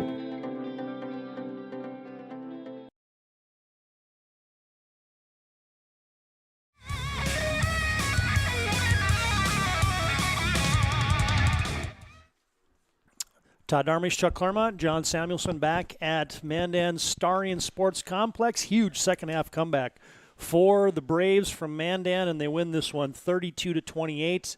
Legacy led 28-14 at halftime. Mandan with 18 unanswered to come all the way back and win it by 4. Beyond a big efforts tonight from Lincoln Wiseman, Max Carlson with a big game throwing the football. They turned over the Legacy Sabres. Probably the difference in the game was the number of turnovers. As a few things to take care of here, as we'll give you the individual and team numbers in just a moment. But first, we'll give you a BNC National Bank scoreboard update. Final scores coming in from across the state. BNC Bank has financial solutions for your life and business. They're customer-focused, community-driven, the bank for business people. Final scores on that BNC Bank scoreboard include Century defeating Minot tonight 27-0. So Century will be the number 2 seed in all likelihood in the upcoming 11 AA playoffs, which start next Friday. And a final score in from Shanley tonight has West Fargo defeating Shanley 35-21, the final there. And, of course, Mandan here winning by 4. So you start thinking about the bracketology, it's likely that Mandan will probably leapfrog Legacy, but we don't know that for certain. So I doubt they can catch Shanley. But anyway, we'll see. We're going to learn more about this QRF every week and week in and week out. Of course, there's still one more game left in 11 AA football. That's tomorrow, Fargo Davies at West Fargo Cheyenne. So once all those things settle up, then we'll give you the brackets, and the High School Activities Association will announce those. All right, Chuck, let's run through those final individual and team numbers as Mandan improves their record. They'll finish the regular season 4-5, as do the Legacy Sabres. Hey, I think it's easier to get down in the field from the Fargo Dome than it is for me to get down in the field from here. Yeah, I'm with you. It's about a quarter-mile run, which is not in my vocabulary anymore, TD. Just going to throw that out to you. But so for the Legacy Sabres, Carl Henry had 14 carries for 107 yards in the first half, did not come back the second half. You heard Coach Todd Sheldon from Mandan refer to an injury. I'm sure that was one of the ones he was referring to. Weston Snyder still had a good football game, 10 carries, 79 yards. He had 2 touchdowns, a 10-yarder and a 3-yarder, both of those in the first half. Logan Miller, 7 carries for 47 yards, and Caden Klein had 1 carry for 1 yard. Logan Miller throwing, he was 12 of 16 for 138 yards. He had 2 interceptions, and he had 2 touchdowns, a 31-yarder to Brody Saylor in the first half, and then Wyatt Kraft, a 23-yarder. Weston Snyder, he led him in terms of catches with 5 for 21. Joey Bazolski had 3 for 26. Brett Lacombe had 2 for 17. Brody Saylor had 1 catch for 31 yards. That was a touchdown. That Wyatt Kraft had 2 catches for 59 yards. For the Mandan Braves, I mean, it's really one big long column for Lincoln Wiseman, as Lincoln Wiseman had 34 carries. He's going to sleep very well tonight for 230 yards, Todd. He had 2 touchdowns. One was 13 yards and one was 3 yards. Max Carlson, the quarterback, had just 3 carries for -9, but the 1-yarder that he had, that was the biggest one of the biggest ones of the football game that got him the first down on 4th and 1. Sam Burr had 1 carry for 4 yards. Brendan Palmer had 1 for 5. Then Max Carlson, quiet first half. We said 5 of 12, 116 and a pick and a touchdown. The second half, he came out on fire. He completed 5 of his 7 second-half throws and threw for 138 yards in the second half alone. Finished with 10 of 19, 254, 3 touchdowns. 2 of those went to Carson Jablonski. Jablonski had a catch of 33 and a touchdown of 35. Jablonski finishes with 6 catches, 147 yards, 2 touchdowns. Tri Frankel, he didn't have a bad football game, just a little overshadowed as he had 3 catches for 90 and a 40-yard touchdown. Then Aaron Grubb had 1 for 27. Team statistics. Legacy, you look at their stats and you think they may have won. They had 32 rushes for 234. They had 138 yards passing, so they finished with 48 plays for 372 yards of offense. 220 of those in the first half. But Mandan, 39 rushes, 230 yards. They had 10 completions for 254 yards passing. Finishes with 58 plays for 484 yards of offense, 312 of those in the second half. Just pretty ridiculous. As this Mandan offense, coach said, hey, I liked his comment after the game when he was talking to the players. He said, well, guys, we're up to three quarters of football. We played well. And this, he goes, if we play 4 quarters of football, he said, there isn't one team that we won't be able to play with. And so lots of confidence, and I think I completely agree with them as their defense played well that second half. When you give up 220 and 28 points and turn around and play a way better defensively and don't give up any points the second half, so great adjustments and a big victory for the Mandan Braves tonight. There's your Planning Team Financial Advisors post-game stats and your post-game interviews. Looking for a full-service financial plan or planning for farm or business succession? Planning Team Financial Advisors are here to help you work toward achieving your financial goals. Visit them online at planningteam.com.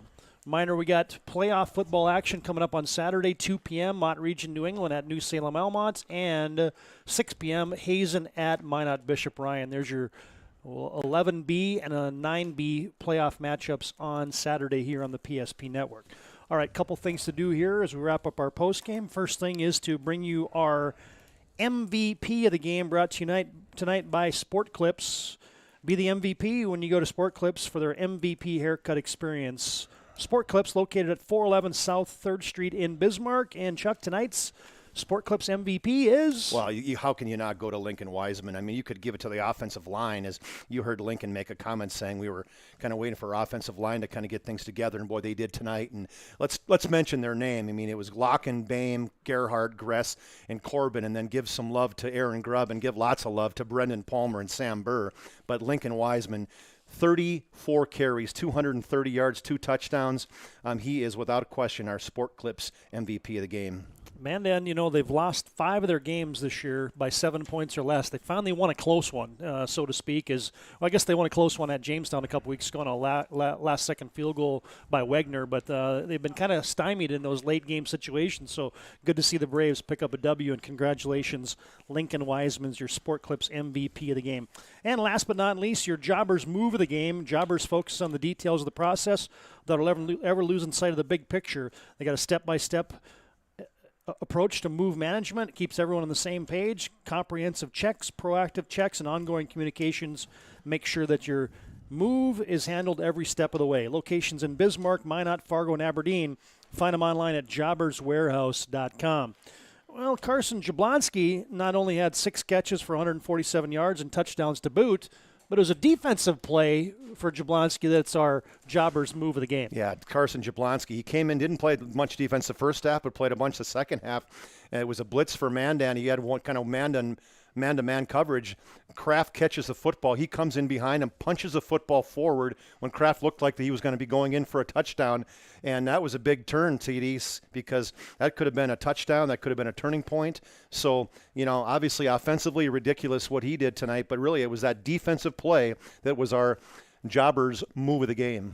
Tonight's move of the game brought to you by Jobbers Moving and Storage. You can find them online at jobberswarehouse.com, and they've got locations in Bismarck, Minot, Fargo, and Aberdeen.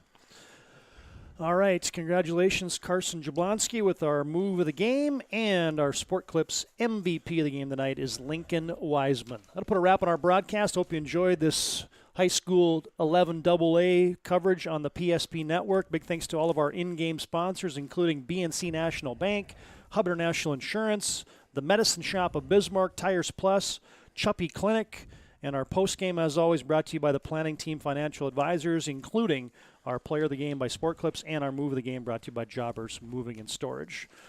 For John Samuelson, my partner Chuck Claremont, Todd Domery is repeating your final score. It's Mandan 32, Legacy 28. Thanks for joining us, fans. Reminder, Saturday playoff football action on the PSP Network, Mott Region, New England, and New Salem, Almont at 2 p.m. and 6 p.m. It's Hazen at Minot Ryan. That playoff coverage continues on the PSP Network. Thanks for joining us, fans, and until next time, so long from Starion Sports Complex in Mandan.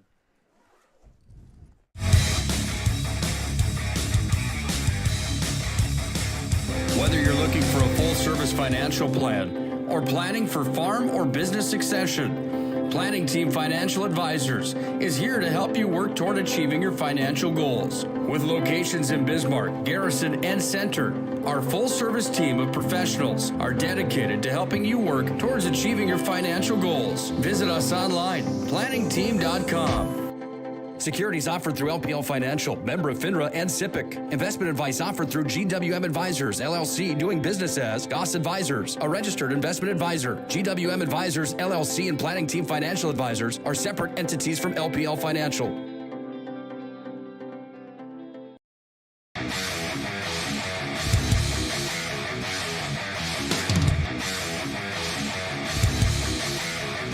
Comes back the way down to Oproot, and Oproot sends it forward to Luck. Luck's got a 2-on-1 into the zone. Luck dropped it back. Morelli's in, shoots, scores! Oh, what a twisted wrister from Morelli. He made no doubt about it. Short-handed goal for the Magi. They lead 2-0.